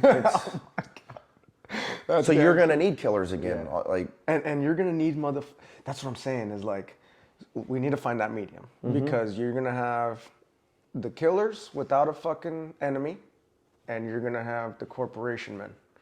There needs to be the corporation men give a little, and the fucking killers give a little. Yep. And then you meet in the middle. That's your NCOs and officer relationship, and you take that, and you fucking teach that happy medium, because now we understand that the easy times that the hard men made bred fucking weak men. And now that those fucking weak men are in position, those fucking killers need to come back. but what's teaching it? So how do we teach it? You're talking like I know what you're getting at, But you're talking about teaching it is breaking all this new policy that we've designed, right? Yeah. Like, Yeah. You're talking about like we want to be so good with everybody, right, in our formations, and we want to be able to change to them and not have them change to what we need, right? That's where in my head, that's where I've seen we've gone, right? Yes. We're not changing to the Army aspect. We're meeting the needs of everybody, which is good. We want to take care of people, right? I'm a super advocate for that, but I'm a super advocate of this is not a corporation. Like, we're not a civilian job. Like, Show me a Fortune 500 we're the company that kills military, people. man. We're the military. Like, at the end of the day, we're supposed to be here to protect our way of life. You know what I mean? And Yeah, somebody's got to fucking do it. Somebody's got to live in the fucking mud. Somebody's got to go through these problems. Somebody's got to go through the mental issues and train and be held to a higher standard to the rest of our country, so that the rest of our country could do whatever the fuck they want. And be sensitive if they want to during this era. And be fucking, complaining about this, and that. You're right, man. But I'm going to be in the fucking trenches. One, because I fell in love with the camaraderie. That's my biggest fucking thing. I fell in love with the camaraderie. Two, me personally, I just like to be well trained. That's it. I do too. I don't want someone who next to me who I'm wondering if he's actually gonna do something. You know what I mean? Like I said, it's easy to go to the field here and act like we're gonna do that for each other. You know what I mean? But we saw it downrange with certain people, even in our battery, that when it got to the point of being out in a shitty situation, that they didn't want it. They quickly gave up the people that they've trained years with just to fucking get back home. You know what I mean? And you know what? That's fine. I'm glad. But it's gonna get worse if we don't. It's gonna get worse. That specific instance, though, Yeah. I'm happy that it happened not at the risk of someone's life. Yes, absolutely. Like, I'm glad we learned that lesson from that person, that it didn't affect anybody else's life. But we are getting to a point where we're not going to find out until somebody's life is at stake. And then you got that motherfucker, on the, what's that movie? Fucking, where that fucking private is, that fool's all scared and shit. Is it Saving Private Ryan? Saving Ryan's Privates, that's right. Saving Ryan's Privates. He fucking, that dude like let the German dude go or something. Yeah. And that German dude ended up killing his homie or whatever. But, and this is and that's why I asked, because it's a continuous question in my head of, how am I gonna make this better? How am I gonna fucking? You have to be creative, and man. then it comes back to, I can't do it. I have to have help. Like, I cannot teach everybody in the Army how to. We have to be creative to spread that is what we need. And I don't know how to do it, man. I'm still learning, right? I'm learning it. Again, I'm all about taking care of and meeting the needs of everybody. We have to, man. We have to make sure our force is strong at home and all that. Like, we do. How do we meet both? I don't know, man. How do we give somebody the mindset of a killer? Because the thing is the more we constantly advocate or adhere to everybody's needs, the more they're going to expect it. Just like society expects free money now, that we're, you know what I'm saying? That we're giving free money away. Now we expect it, right? We expect to get everything handed to us. Well, we're getting more like that in the Army with everything, that it's okay to do whatever you need, you know what I mean? And not show up, et cetera, kind of thing. And that's what they expect. And when we have to tell them to do something like, hey, guess what? You don't get to have your phone in your hand for a year. What? Yes, exactly. I had that struggle downrange with a certain individual, you know what I mean? Where I had to...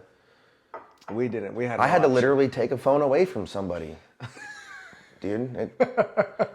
That's new shit, man. Yeah. You've never had to do that. Like, imagine when you were private, you saying... You like being out on mission or something, and you're just like, it's just. Smartphones were a new thing. When I was a private, I didn't even have a smartphone until I was an NCO. Like, I was a sergeant. You know what I mean? I had a flip phone until I was a sergent. I had a texting like this, with pressing fucking 9 3 times to get the letter that you want. Yep. the T9. That's what it was called. But and then I stepped up to the Roomer, which had like a little keyboard. Yeah, the little slide. You could slide the freaking thing up. Had the keyboard on it. But even when we got smartphones in the Army, it wasn't like smartphones aren't the problem. Social media is the Social, problem. yeah, but social media hadn't taken over, what I'm man. saying? Dude, MySpace was still the social media platform, man. It MySpace. hadn't taken over yet, Not man. full of Tom, bro. Not full of them. Fell off. But, well, we didn't have that problem in Farrell, as you know. We fucking, No, we didn't because you had no choice. Yeah, There was no. my phone was a music player sometimes. Yeah, what you had saved on that phone is what you were doing, Yeah. man. There was the Taliban turned on the internet an hour out of the day for us. You know what I mean? Thanks, guys. Yeah. And even still, That's just- I could never fucking get Connected, yeah, dude. And so we went, like towards the end, we got that fucking phone. Yeah, and the shit room that you guys put it in too. God, dude, it stunk so bad. And they're talking like I didn't even want to call my family because I figured I was gonna catch something being in there. And it's fucked up to say, but like, damn, this is kind of fucked up to say, but when we got the phones and I was able to call my family, I did not as much as I could because I wanted to stay focused, and I felt personally that it was better for me to stay here in the now when I was deployed than to try to attach myself emotionally to something that I could not control. Yeah. Because when I deploy, I do it every time. Yeah. I did push away before too, man. I got spoiled in Dwyer. You know what I mean? Dwyer, we had access. We had our own Wi-Fi shit in our building. Like we never not had internet. You know what I mean? Except during the blackouts. That we got spoiled. And when I went to Farrell, I was like, fuck. And this is what it's really supposed to be like. You know what I mean? It brought me back to like, I got to remember this. And I did. Yeah. That's when I separated myself again. And I let everybody else have the phone. You know what I mean? Like they go and make the phone calls. You know who used to spend so much time on the goddamn phone, and we would all be like, Ward, get off the phone, man. He loves his wife. It'd be like, hey, Ward, we just got a counterfire mission, dude. I need you to hang up. Like, I love you to death, and I know it's right next to the FTC, but like, I need you to hang up, bro. Like, No, I love Ward. yeah, he just, dude, he was with his guitar out there playing around the fire with us. Man, we had a fire almost every night, dude. Yeah. And for Did you fuck with the Italians over there? they came a couple times, man. Yeah. I like those dudes. Yeah, they gave us little goodies, you know. Yeah, they give us goodies. Yeah. Fucking so like I kind of like distanced myself that way, but because I'm still so enamored with the camaraderie that you get in the military, and like there is nothing like it. There is nothing like it, and it's still here. Yeah, It is. That hasn't gone away, man. And generally it's good. It's more good than it is negative in fighting the system and that kind of stuff. It really is, man. I mean, most of the time we're fighting ourselves. Yeah, You know, and our own policies that we make in our own battles with each other that aren't a real. I mean, they're real, but you know what I'm getting at, right? It's the camaraderie it's the biggest. I tell soldiers all the time before, like, or you know, when they start thinking about getting out of the Army, I'm like, you don't even realize that you go to work every day with your best friends. Yeah. That's how I feel. I'm like, I get to go see my best friends every day. Yeah, That's dude, it. I love going in the office and like I do. I love my office, man. Yeah. Like I loved my office when I was a platoon sergeant, man. I knew me and Cole were fucking with each other or like our lieutenant counterparts somehow, like, and we do that in the offices now, man. Like it never ends. Everywhere I go, when we were chiefs, it's fun, man. The position doesn't change that camaraderie. Like it's there always. And, It's just different. and I know, like as I'm getting closer to my 20-year mark. I mean, I still have 6 years left, so I'm not that close. But That's not a lot of time though. no, because dude, 14 years went by Damn. that, man. But as I'm getting closer, I'm starting to wonder, like, what am I gonna do that's gonna? Because I'm not a suit and tie guy. Yeah. I'm this guy. Like I've joined at 18. I don't know anything else, and even when I was working in high school, like it was easy to bullshit with your friends back then because you're teenagers. But like, where am I gonna find that as a full-grown adult? You know what I mean? That I'm not really an adult. Like my mindset is 100%. yeah. Like, am I gonna be able to talk about shitting in fucking MRE, bags and Yeah. Would you rather? yeah, like I'm gonna be 40 years old when I get out of the freaking Army, like, and you're I'm still still gonna- gonna be doing that. Yep. And there's gonna be people that are like, Yeah. Yeah. Hey, yeah. you fucking weirdo. My thing too. That's I'm so concerned. Like, what the fuck am I gonna do? Because I feel like I give off this facade that I'm a grown up, but I'm actually still 15 years old. Oh, yeah. As far as like wanting to play and like things And- like that and being like, I think you know what it is though. I think our deployments have brought us back to what's actually important. And I think what is actually important is real happiness, Yep. is real fucking camaraderie, real leadership. Like, And that's what a real leader brings to his Yeah. people, man. You build the atmosphere for them to want to come to work and enjoy that. You have to. Doesn't matter how shitty it is with stuff coming down from above, man. Yeah. Like, because you're gonna have that at one level or another, whether it's at the battalion level, the brigade level. You're always gonna have it because there's always gonna be bad leaders in the Army. But if you can control that and create the atmosphere to be like, hey, it sucks, but we're all sucking with it. You know what I mean? Yeah. It's not like, yeah, the situation sucks, but let's do it together, and let's make our little circle the best that we can make it in that suck. You know what I mean? yeah. And that's, I In a sense, it's consider it- polishing a turd sometimes. Yeah, it is, and it is a lot of times because what I think what we have here in the 82nd is so much fucking talent and experience with You do. non-commissioned officers You that do. we make shit happen for people who are not the best planners.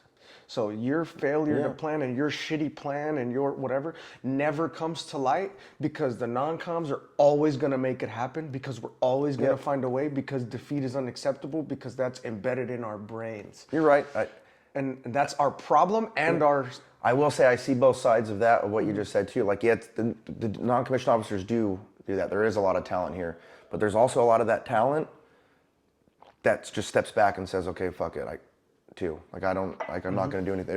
There's a lot of guys that I know that I came up with here too that are doing that. Like, oh, fuck it, I can't change it. So who gives a shit anyway? Like, you know what I mean? And as far as the planners, like, from where I'm at, like, yeah, there are some people that don't know how to plan, right? But some of the shit is just so hard to plan because of the amount of stuff we throw into the bag. And I see that now where I'm at, like how much stuff that is expected of the division. Dude, I'm not talking just, our platoons, our batteries. Like, the division is just expected to do so much stuff, man.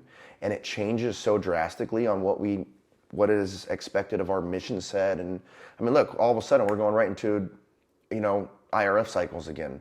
After deploying, for 6 years and then back to IRFs to where this generation of the 82nd all of a sudden has never experienced IRF. So now we have to figure this out again.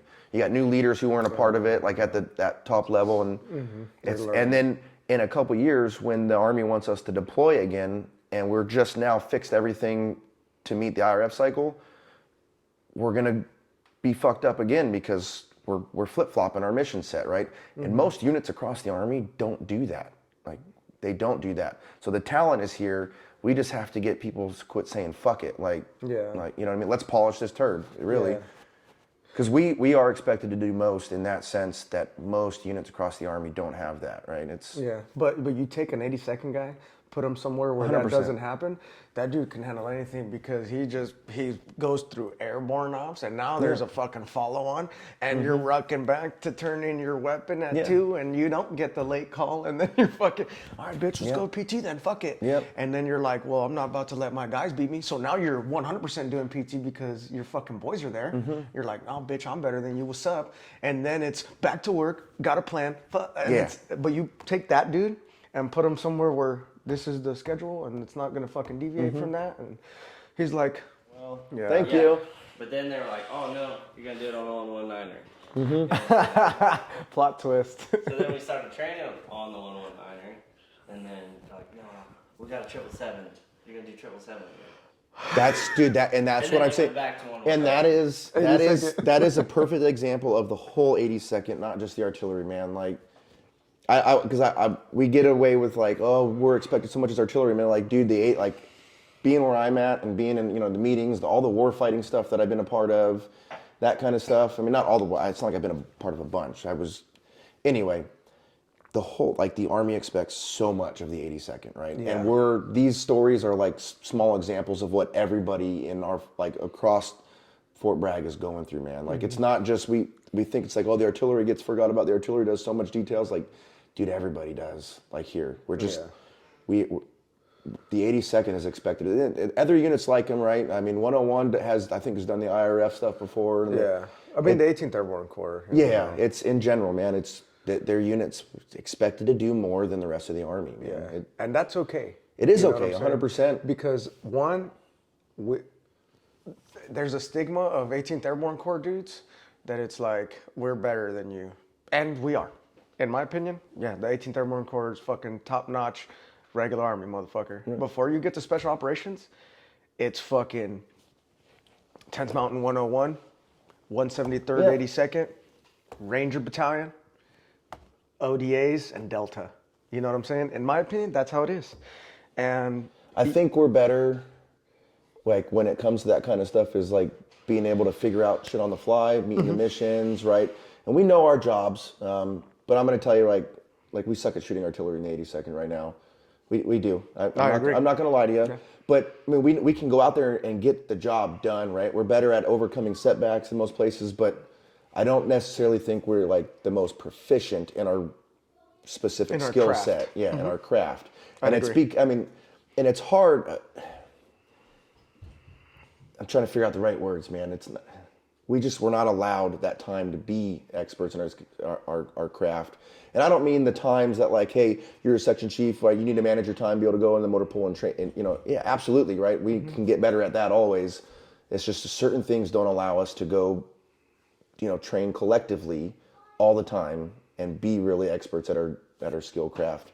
Doesn't mean we're not good at it, right? We're good at polishing the turd. I keep saying that, and we are. Like, we have good men across our formations, and it's just the amount of shit we're expected to do, right? Yeah. That there's other people that are better proficient at.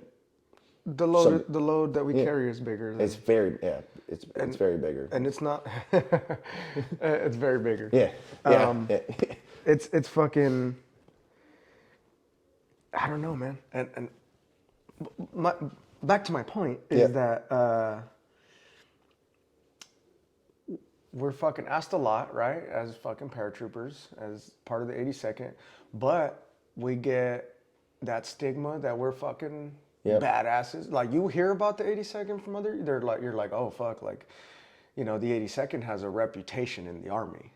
You have paratroopers who have a reputation to fight fuck and, get in trouble. That's literally what we do, and then wreck the fucking enemy. And we do that. Right? 100%. Yeah. That's literally all we do. But that dude will get up the next morning, you know what I mean? Whether he's fucking, I mean, the average, like, the 82nd soldier, right? He'll get up the next morning, it doesn't matter how ravished he is from the person before him or the night before, you know what I'm saying, or how beat up he is, he'll get up, he'll go exit the fucking aircraft, he'll do he'll do that follow-on mission, and then get up the next morning and do it again and again and again, over and over again. And that is what makes us more badass than the convention. 100%. You take a take a dude with an 82nd patch on his right shoulder, that patch carries weight. 100%. Like, when I remember... the wings carry weight, man. They do. Oh, yeah, they do, man. And you want to argue that it's outdated? That's fine. It's outdated. You can have that win, but you got to have some fucking balls on you to jump from an aircraft. That's the difference, homie. Yeah. That's the motherfuckers that I want. I argue that it's not outdated because the rest of the world still has airborne units, right? Yeah. Are we going to get rid of something and then let other people have fucking, well, that's what I mean, capabilities that we don't now, you know what I mean? We already have that in, like, our long-range defense kind of shit. Like, let's not give up our, we still need to show the world that we're fucking strong motherfuckers. Yeah.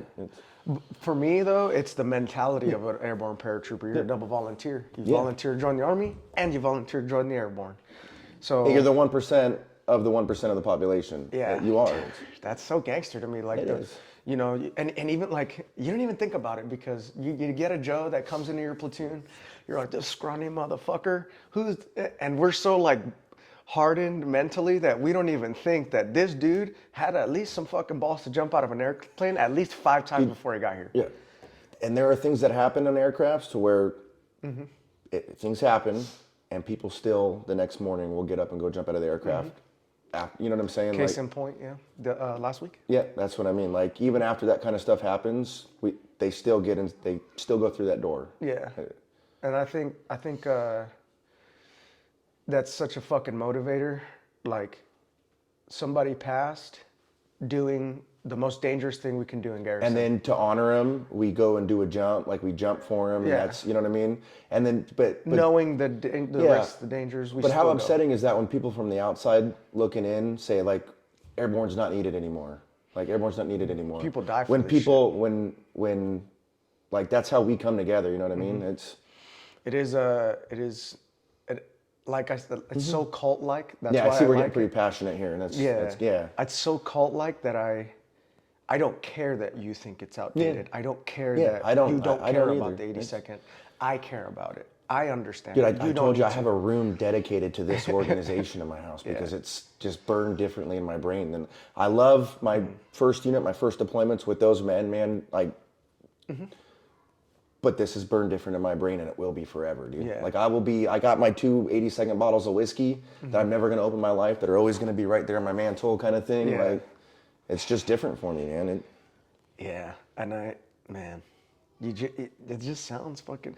If you take away the mentality of being in the military, we jump out of airplanes, and what I explain to every soldier, to like, when paratroopers who are nervous about jumping, when I'm walking, and I'm right before JMPI, and everybody's, I'm watching all these dudes in the pack shed, and I'm walking around, and I know I'm gonna JMPI these boys.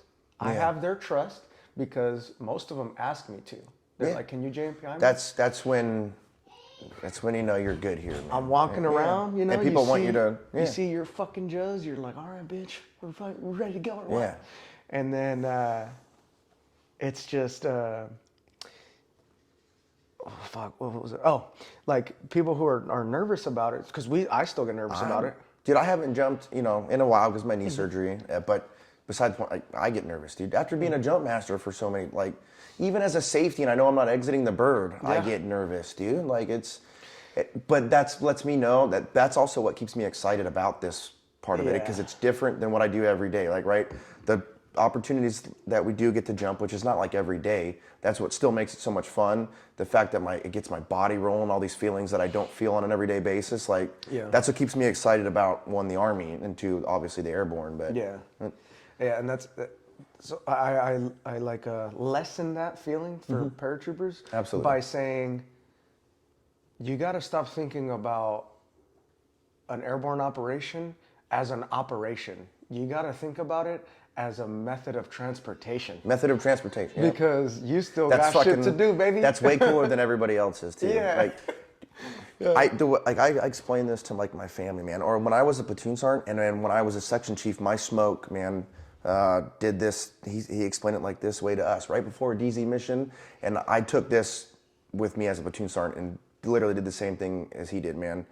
Like, dude, we're throwing a howitzer, a cannon that used to be like on ships and things like that, you know what I mean, out of an airplane, and then jumping out after that cannon and shooting that cannon. Like, basic concept, if that doesn't pump you up as just like a person, you know what I mean, take your uniform off it. That's cool as fuck. Exactly. Dude, like, that's cool. And those reminders, those reminders that, like, you have to give that to your paratroopers. Like, you have to be like, look, man, you're kind of a hard motherfucker. Like, because one, not everybody gets to do this. To you, you're like, oh fuck, I gotta jump, man. But it's just like, oh, I have to jump. Yeah, the process of it sucks, but it sucks for everybody, not just one person. But at the end of the day, you're jumping out of an airplane. That's insane. Yeah, and shooting shit off of where you land. That's what I'm saying. Yeah. The method of transportation. Yeah. And I've seen it click in people's minds when I say that. I'm like, it's just a method of transportation. You still got shit to do. Yeah. Think about what you got to do when you hit the ground. Yeah, Anybody. yeah. Oh shit, yeah. I'm not tripping. And then I still have, it's just a method of transportation to do my job. We're going to the field, but this time I'm getting there by airplane. And let me tell you, there's nothing better. And I'm sure you've done it. The field's 3 miles away, but the airplane's still taking me there. You know what I mean? They're like, all right. The fucking, the best fucking feeling was that heavy drop I did as a gunnery sergeant with my Golf Alvarado at the time. Sergeant Alvarado was the PJ, and it was my first AJ. And I was out there for this DZ mission as the master gunner. Yeah, I remember. and me and him, we looked at each other. Stand by. Cool as fuck, and we man. fucking exit our paratroopers. I fucking rake, boom, fucking jumpers, light, and I jump, and we jump out or whatever. We hit the ground kind of near each other, and we dipped to the platform. We were like, ready? He was like, yep. Boom, boom, boom, boom. We go. And we're some of the first motherfuckers there. Yeah. And I was like, damn, I still, you know what I'm saying? I still got it. Still got it, yeah. Fuck that. I miss that, man. So I've seen all three, as the master gunner, like at Airborne, I've seen all three battalions jump. And you don't find the chiefs racing to the platforms anymore. I don't know what happened, man. We got to get back. We used to drop 2 or 3 chiefs, 2 or 3 gunners, you know what I mean? 2 or 3 gets ATCs, there? and then the crew, then the guys, you know what I mean? Like, and it was my gun that was dropped, right? But there's 3 chiefs. Yeah, you're doesn't like, mean I'm chiefing. It doesn't mean I'm chiefing it. Like, Ooh, and yeah. and then if somebody else got to your gun before you, that was it. You were not living it down till the next EZ mission. You know what I mean? Like, you so much, because you would be the one laying in the prone. You know, you as a section chief would be in the fucking prone, pulling security, man. If no. you got to do something. You know what I mean? Just angry as fuck. Like you're like that's my gun. Like it should be me. Meanwhile, he's like, stand by, looking back at you. Fire. Ask Kastner about that, man. Like me and him used to do that kind of shit all the way. And Rojek, dude. Yeah. There was one time we did a DZ mission and they dropped nothing but chiefs in the battery. Like, so they dropped more than that. But it was like all the chiefs got to the platform like at the same time. So there was no Joes on the platform. Yeah. And like you would think that crew would be so like fucking functioning. Nobody listened to each other. Nobody listened to each other, and like we're chiefs, like so we weren't gunners anymore. We weren't ATCs. We weren't round runners. Doing it. Yeah, so like it probably didn't look that good, you know what I mean? But it was just the fact that we all got, and it was, you know what I mean? Yeah. Staff sergeant on the fucking radio, another guy holding fucking rounds, and we're That's just gangster. Yeah, it was cool as fuck, man. Yeah. That's the stuff that I miss, man. But you know what? And I think about what you said earlier. The Chiefs don't do this anymore, which makes me think it's my fault. It's my fault because my platoon sergeant did not have this problem. I have this problem, therefore it is my fault. So now I am not instilling the team and cult-like behavior that I need to fucking. We always have to take ownership, man. We do, and it's my fault. It's all of our faults, right. man. We do have to take ownership, but we just need to do it more, and we don't do it enough. And it's not. We can do it enough. We just don't request it enough. You know what I mean? I think it will change with this IRF stuff that's going to happen. In concept, it's supposed to change, right? Because we're not deploying anymore. So we're gonna have the money back in the division to do other things like this stuff again. You know what I mean? So I think it'll change. I mean, look at our doctrine tells us as artillerymen and an airborne artillery, literally doctrine, the TC says that you're supposed to do table 3, right? Well, we talked about this in the class, which is air assault rigging and airborne for us airborne men, semi-annually, right? Yep. That's 18 guns in a battalion that are supposed to do this twice a year. Yeah. Every single howitzer. Yeah. We'd never do that, No. but that's what we're supposed to do, right? That's crazy. That's where you can argue That's this. proficiency. Yeah. That's what it is. But that's what I mean. That's where you can argue that. You can argue. Our doctrine is nobody brings out that doctrine and says, hey, general, you know what I mean? Hey, sir, we're not even proficient enough according to doctrine on just the airborne aspect, right? Nobody shows that to them. And I think that's what we were talking about in the class that I really enjoyed was that we have doctrine to support. Like, we know what the right answer is as NCOs, but you talked about personal courage in the class where if you don't have the personal courage to go up to your boss and say, hey, you're wrong, sir, or Sergeant Major or First Sergeant or whatever, you shouldn't be leading paratroopers because if I can't trust you to do the right thing doctrinally, how can I trust you to do the right thing personally for somebody? Because that takes even more personal courage to go up to somebody and be like, you know, I need to do this for this paratrooper. This is what I'm going to do because I am in charge of, and I think this is the best course of action. That takes more personal courage than to say, in my opinion, than to say, hey, you're wrong. This is why you're wrong right here. Yeah. Yeah. I'm no. not telling you this is. I'm just bringing to light that you were wrong. Yep. But No, I get it, man. It's a hard thing because we haven't done it. Nobody's been forced to do that, and because it's the easy button is to just say, okay, you know what I mean? That's the easy button. Someone has to do it and show that it'll work somewhere. You know what I mean? And then it has to work out perfectly where someone's going to do it, step up to the plate and do it, and then that person you're doing it to listens. You know what I mean? So it has to. The stars have to align. Yeah. For it to start spreading. You know what I mean? Yeah. It starts with the trust, though. Like, people will follow you if you genuinely are, like, if you're a good dude. Yeah, Like, agreed. Or do that. Agreed. If you created that atmosphere to where, People will follow. Like, People okay, will you know follow, what? yeah. This is what we're doing then. That's like... the changes are, the concept of it is coming, right? The concept of it is coming. Whether it gets bought into, you know what I mean? Yeah. Is going to be up to us at the end of the day. That's, again, the biggest battle we're fighting most of the time is ourselves. Yep. Right? It's easy to point the finger, but we're just fighting ourselves, man. And I feel like that, like, as field artilleryman, my concept of training is that we should be the most diverse. Like, we can't shoot artillery without our FDC. Our FDC can't get the data without the observer. And the observer can't get the data without the infantryman. Yep. If us as artillerymen, we're not training with our FDC, with our observers. You want your counterfire with in there our too, infantry. man. Trust me. Like, you want your counterfire in there. I mean, you're talking sensor to shooter type stuff, and like it's And the all concept of encompassing. training. It's collective, man. Like, Yeah. Artillery is collective. It's You're massing your massing your fires. It's like you're not. I get being proficient at your MOS specific tasks. I get that. But have you to be cannot yeah. you cannot be a dynamic thinker on the battlefield without understanding more than this one aspect of. If the you don't operation. understand it, you're not going to incorporate it. That's Yeah. the bottom line. You know what And I mean? that's and then we're going back. one of those systems is going to fail. Yeah, and Or that- more, or multiple, or the whole system. You know what I'm saying? That's going back to my point of what we talked about in the course of my opinion that our slick should be thrown into our what's it called?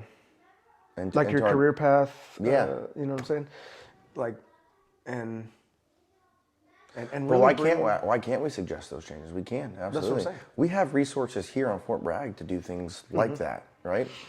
I mean, it wouldn't be an artilleryman teaching it, right? We have counterparts. We have our pre-ranger program that can, at least at a minimum, we can try and resource to come teach us that kind of stuff, man. But you got to think about it. You and I would do that, Yeah. and we do that. Like, I have friends in 2P, 1P that I talk to all the time about concepts, about how they're, like, let's say I'm talking to Sergeant Brown, who's fucking a mortar fucking chief, right? Yeah. And now I'm thinking of, how can I move this artillery piece how these mortar guys move? Because now they're shaping and fixing the enemy how they want with this mortar. How do I do that with artillery? And then I'm talking concept with him, and I can do that personally because I think that way. But if there's no forcing function, and like some people, are just afraid to go branch out and talk to different people. well, some people don't even think about it unless They don't even know read that it. it's there, yeah. Some people will be like, oh, this is what I'm supposed to do. Got it. That's how they learn. So if you put it in there, and you could also reach out to, adjacent coordinating units and be like, hey, and then they read it and they're like, oh, fuck, there's an idea. Check it out. And now it spreads even to different thinkers because we think like that, but I didn't always think like that. Right. But to say every NCO thinks how we think is not accurate. Yeah, but we have to be able to, we have to spread that to each other. Yeah. It's just the bottom line, man. It's And do I want to go to Arslick? Yes. yeah, I could tell, dude. I could tell. Yeah. No, dude. I mean, and that's something I'm gonna bring up, man. That's why I wish this fucking red book. I didn't want to write a red book. I didn't want to be the guy to come into Vardy and be tasked with writing a new red book. I didn't want to, because Yeah, I know. It's hard. I just didn't want to. I didn't want to because I knew, for one, if I was told that that we were gonna have to do it, it was gonna be forced. Like, and there was gonna be a deadline versus like, let's get all of our ducks in order. Like, why is there a deadline? You know what I mean? Things like this, right? Yeah. but we're going to make it the best that we can. We have a good consensus, I think, but it's just not everybody's consensus. And some things aren't going to be everybody's consensus, man. We just have to make the decisions. But things like this, like RSlick, man, like why can't we? I mean, that's just one idea. You know what I mean? That will make us better. Why can't we put that into our tax op or our red book? And I would prefer, instead of a red book, like there's the tax op, and then there's the TEC doctrine. Yep. And then here you go. I'll put a red cover on it and call it a red book. You know what I mean? Like, because everything is in there. Dude. I argued that during the class. I forgot who I was talking to, but I was like, "Why do we have an excuse book? That's what the red book is." I think so. Book. Yeah. They're like, I think they said like, yeah, but it's supposed to be things in doctrine. I was like, so then just read doctrine. Like just read and then make doctrine. a tax op for the specific stuff, dude. The certification program is in the TC. It outlines everything the way you're supposed to do, like the way you're supposed to do it. Yeah. And all's I'm doing for the red book is putting it in the red book. I'm tailoring it right. Specific, yeah. But you can do that without a book, man. The standards are in the TC. Yeah. Like you. And then but then you get people, they're like, oh, it's in the red book. Like I get it, but I get it. I get it. Yeah. Doctrine, dude. Like doctrine. Like you have to look at your doctrine. Like the red book's not a doctrinal item. Exactly. It's made up of multiple pieces of doctrine that we stick in one book. You know what I mean? Which is a good idea. It is. It's a one-stop shop for It's supposed to be a good one-stop shop for everything. Yeah. At the end of the day, for certification. But people don't understand. Like the red book's for certification. Yes. It doesn't go past certification, right? We have a couple things in there that like talk about like de-rigging a platform on the DZ. Cool. I personally don't think that should be in there. No. Like tax up. Well, and then not only that, like every time I've de-rigged a platform, it's been a little bit different than just because of METTC, who my people are, all that kind of stuff, right? The intent is to get the howitzer off the platform, and then the artillery aspect is the same as it would be at fucking. You know what I mean? At Fort Carson, shooting artillery, or like wherever it may be. It's yeah. You said during the course, something I really would have liked to have seen is like the .8, they didn't publish it. And I know you said people do like to have the actual hard copy. Yeah. But the red book should be. There should never be a perfect red book. Because it's got to change with doctrine. It has to change with time.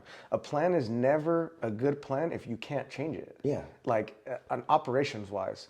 So why would we do that with our concept of training, like on our certifications? It should be ever changing. Well, bottom line is doctrine's going to change again too, and then our red book's going to be outdated in 6 months or a year. You know what I mean?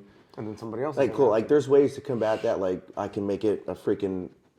Like a 3-ring thing, and where we can take out old pages and put in new pages, but no one's going to do that. And then to expect the whole force to do that, and you know what I'm saying, like, and without validating it and seeing. What do you think about like having different echelons? So like one thing I put on the AAR for the course was having Joes in there, because having Joes in a Master Gunner course. It's like we're talking about things that we don't even do anymore. You're right. Like, we do the big three. Like, that's one aspect of it. Yeah. But why are we not having Joes, Gunners, Chiefs, like at different echelons? And we can do more than one course. You know what I mean? But yeah, so we can do more than just a Master Gunner course, man. We can do whatever we want, man. And I think we should have like. I think it was really important for me to talk to Gun Devils because I got to see. Yeah, but why can't we do that with Joes? Why can't like exactly. You said, the Joes go talk to Gun Devils and Joes go talk to. Yeah. Fuck, man! If a number one man, right, or the base plate guys, like if somebody else is doing it easier and different, has got ideas for like what they want to hear it too, why? So we can do that. Yeah. Help me come up with some ideas, dude. Like, now, being competitive is not going to go away if you become friends. You should be competitive, man. 100%. Like you should be competitive and talk shit to your friend. Like, right. And but people get the idea of we're competitive, so I can't talk to you.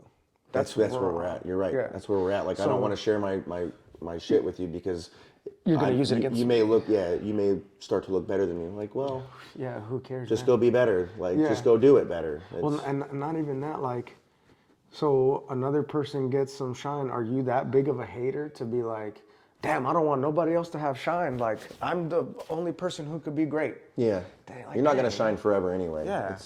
And on top of that, our job, our entire MOS is the most selfless thing because we're providing fire support. We're for someone else. support, dude. Yeah, we're combat arms. Yeah.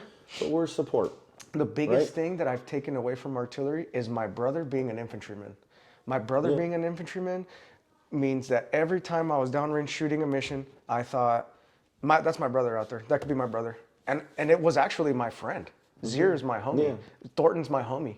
And like, I knew those people, but the importance of why I try to be the best at my job and be humble enough to try to learn from everybody is because you might have a different aspect that makes me better. If I'm better, that means I can fucking teach my crew to be better. If my crew gets better, they're going to spread the word, and then we'll have better field artillerymen in general. We have better field artillerymen in general. We have more trust of the infantry. The infantry shoots us more. We can help them more. My brother's safe. Yeah. That's how my mind works. We It's got like, a big, we got a heavy weight.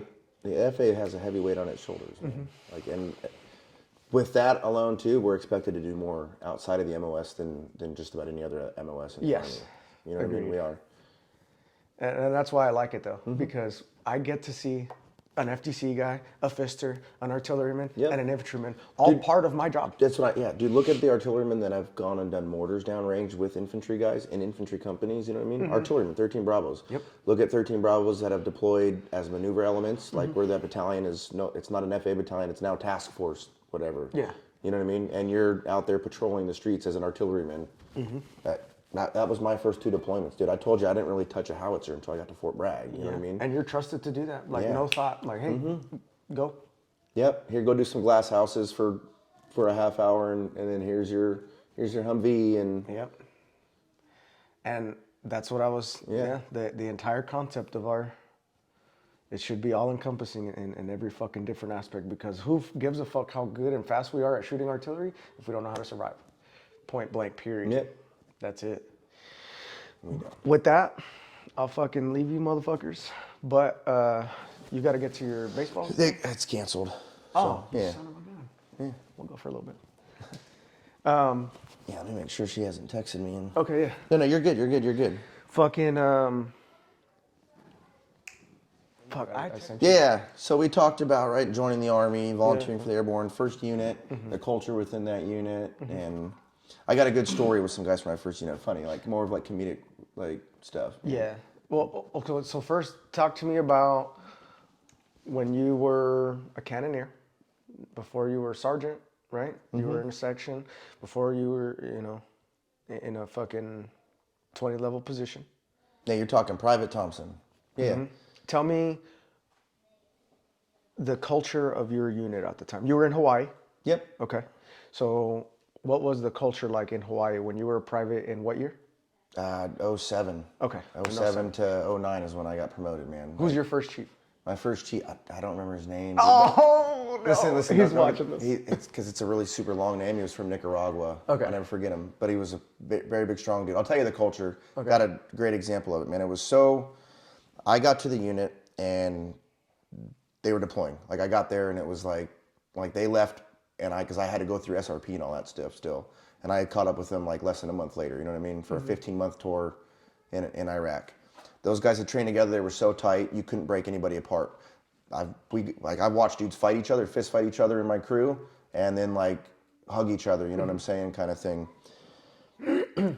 The culture in the Army then was, I was the punk teenager coming out, and you couldn't tell me, coming in the Army, right? I thought I was so badass because I was a stoner and all that shit. I still wore my hat backwards and sagged my pants kind of thing. And I remember being in Iraq and filling up at our little JSS. I think this will give a good example of the culture back then. But our log pack came, and I was filling up our freaking tank, our tank that stuck up above the T-walls with gas. So we had gas for our generators and shit for those 2 or 3 weeks, whatever we were out there. And I'm just with a nozzle from the fuel truck, a small nozzle filling up an entire fucking tank of gas, right? And I remember my chief being down on the ground being like, hurry the fuck up there. And it's 130 degrees, whatever. And I look down, I'm like, you fucking come up here and do it then. And I didn't even know that he was coming up there to do it, man. And I remember hearing the tink, tink, tink on the tank. And I look back and boot in chest. And I'm talking 10, 15 feet up in the air. I'll go onto the ground. You know what I mean? And ever since then, like that's when I immediately became like a man, right? That was the culture. Like you're gonna shut the fuck up and you're gonna learn. We don't need you to talk back. We need you to get the job done so the rest of us can survive, kind of thing, right? Yes. That was the strong NCO core, and I didn't question it. I didn't have the, well, you hurt my feeling, like that hurt. You know what I mean? It fucking hurt, man. But like we're in Iraq, dude. Yeah. Like we went on patrols to where I watched the patrol in front of us fucking blow up. You know what I'm saying? Like that was the culture back then. Yeah. So I had something similar when I first got to Fort Drum.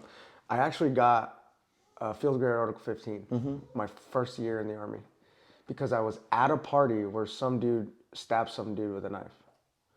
And I was there. That's it. I was just there. And my platoon sergeant had heard about it. And remember I was telling you about Corporal Monroe? Yep. Corporal Monroe, didn't nobody fuck with Corporal Monroe. Not only just as a professional, but as a man, he's his own man, you know. But I'll never forget that my smoke wanted to fucking hammer me. He wanted me out. And my chief was on leave. So Corporal Monroe was next in line. He was my first line. So like when he took me in to get read, he and I wasn't even getting read because I got read by a sergeant major later on, but he took me to the platoon sergeant's office and Smoke started yelling at me and I was like, I don't know, man. I was just there. Like I wasn't trying to give nobody up. Whatever. And I remember Corporal Monroe and my platoon sergeant. So this is an E4 and an E7 yelling at each other. Yeah. Corporal Monroe didn't know me he known me for about a month, if that. But he put his fucking neck out on the line because I was his guy. It didn't matter that he was a sergeant first class. It didn't matter that he was a platoon sergeant. That's my first eye-opening experience to the Corps of Non-Commissioned Officers. And I was like, I can't be fucking up, dude. This dude just put his fucking neck out on the line for me to a sergeant first class you come out of basic training and you're like, you got some fucking stripes on your chest, dog? Oh, fuck. You're tripping. Yeah, that's.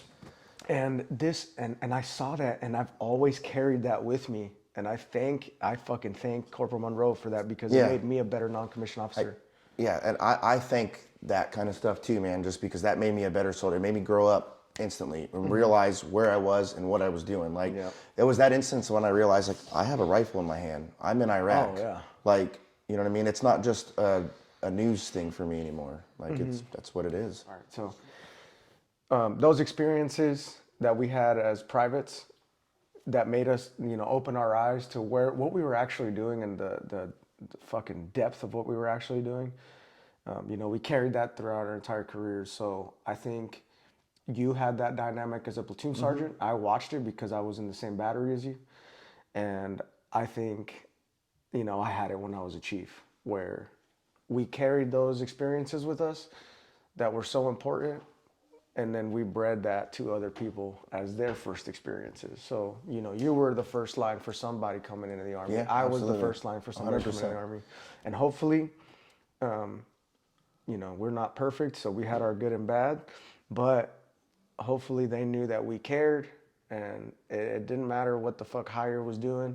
The only thing that mattered was the team and the camaraderie and shit like that. And we can't forget that as we can't get too self-centered. Yeah, the most important thing of the fucking Corps of Non-Commissioned Officers is... continue to breed it. Yeah, continue it and fucking... change the atmosphere. Trust. Yeah, trust. Yeah.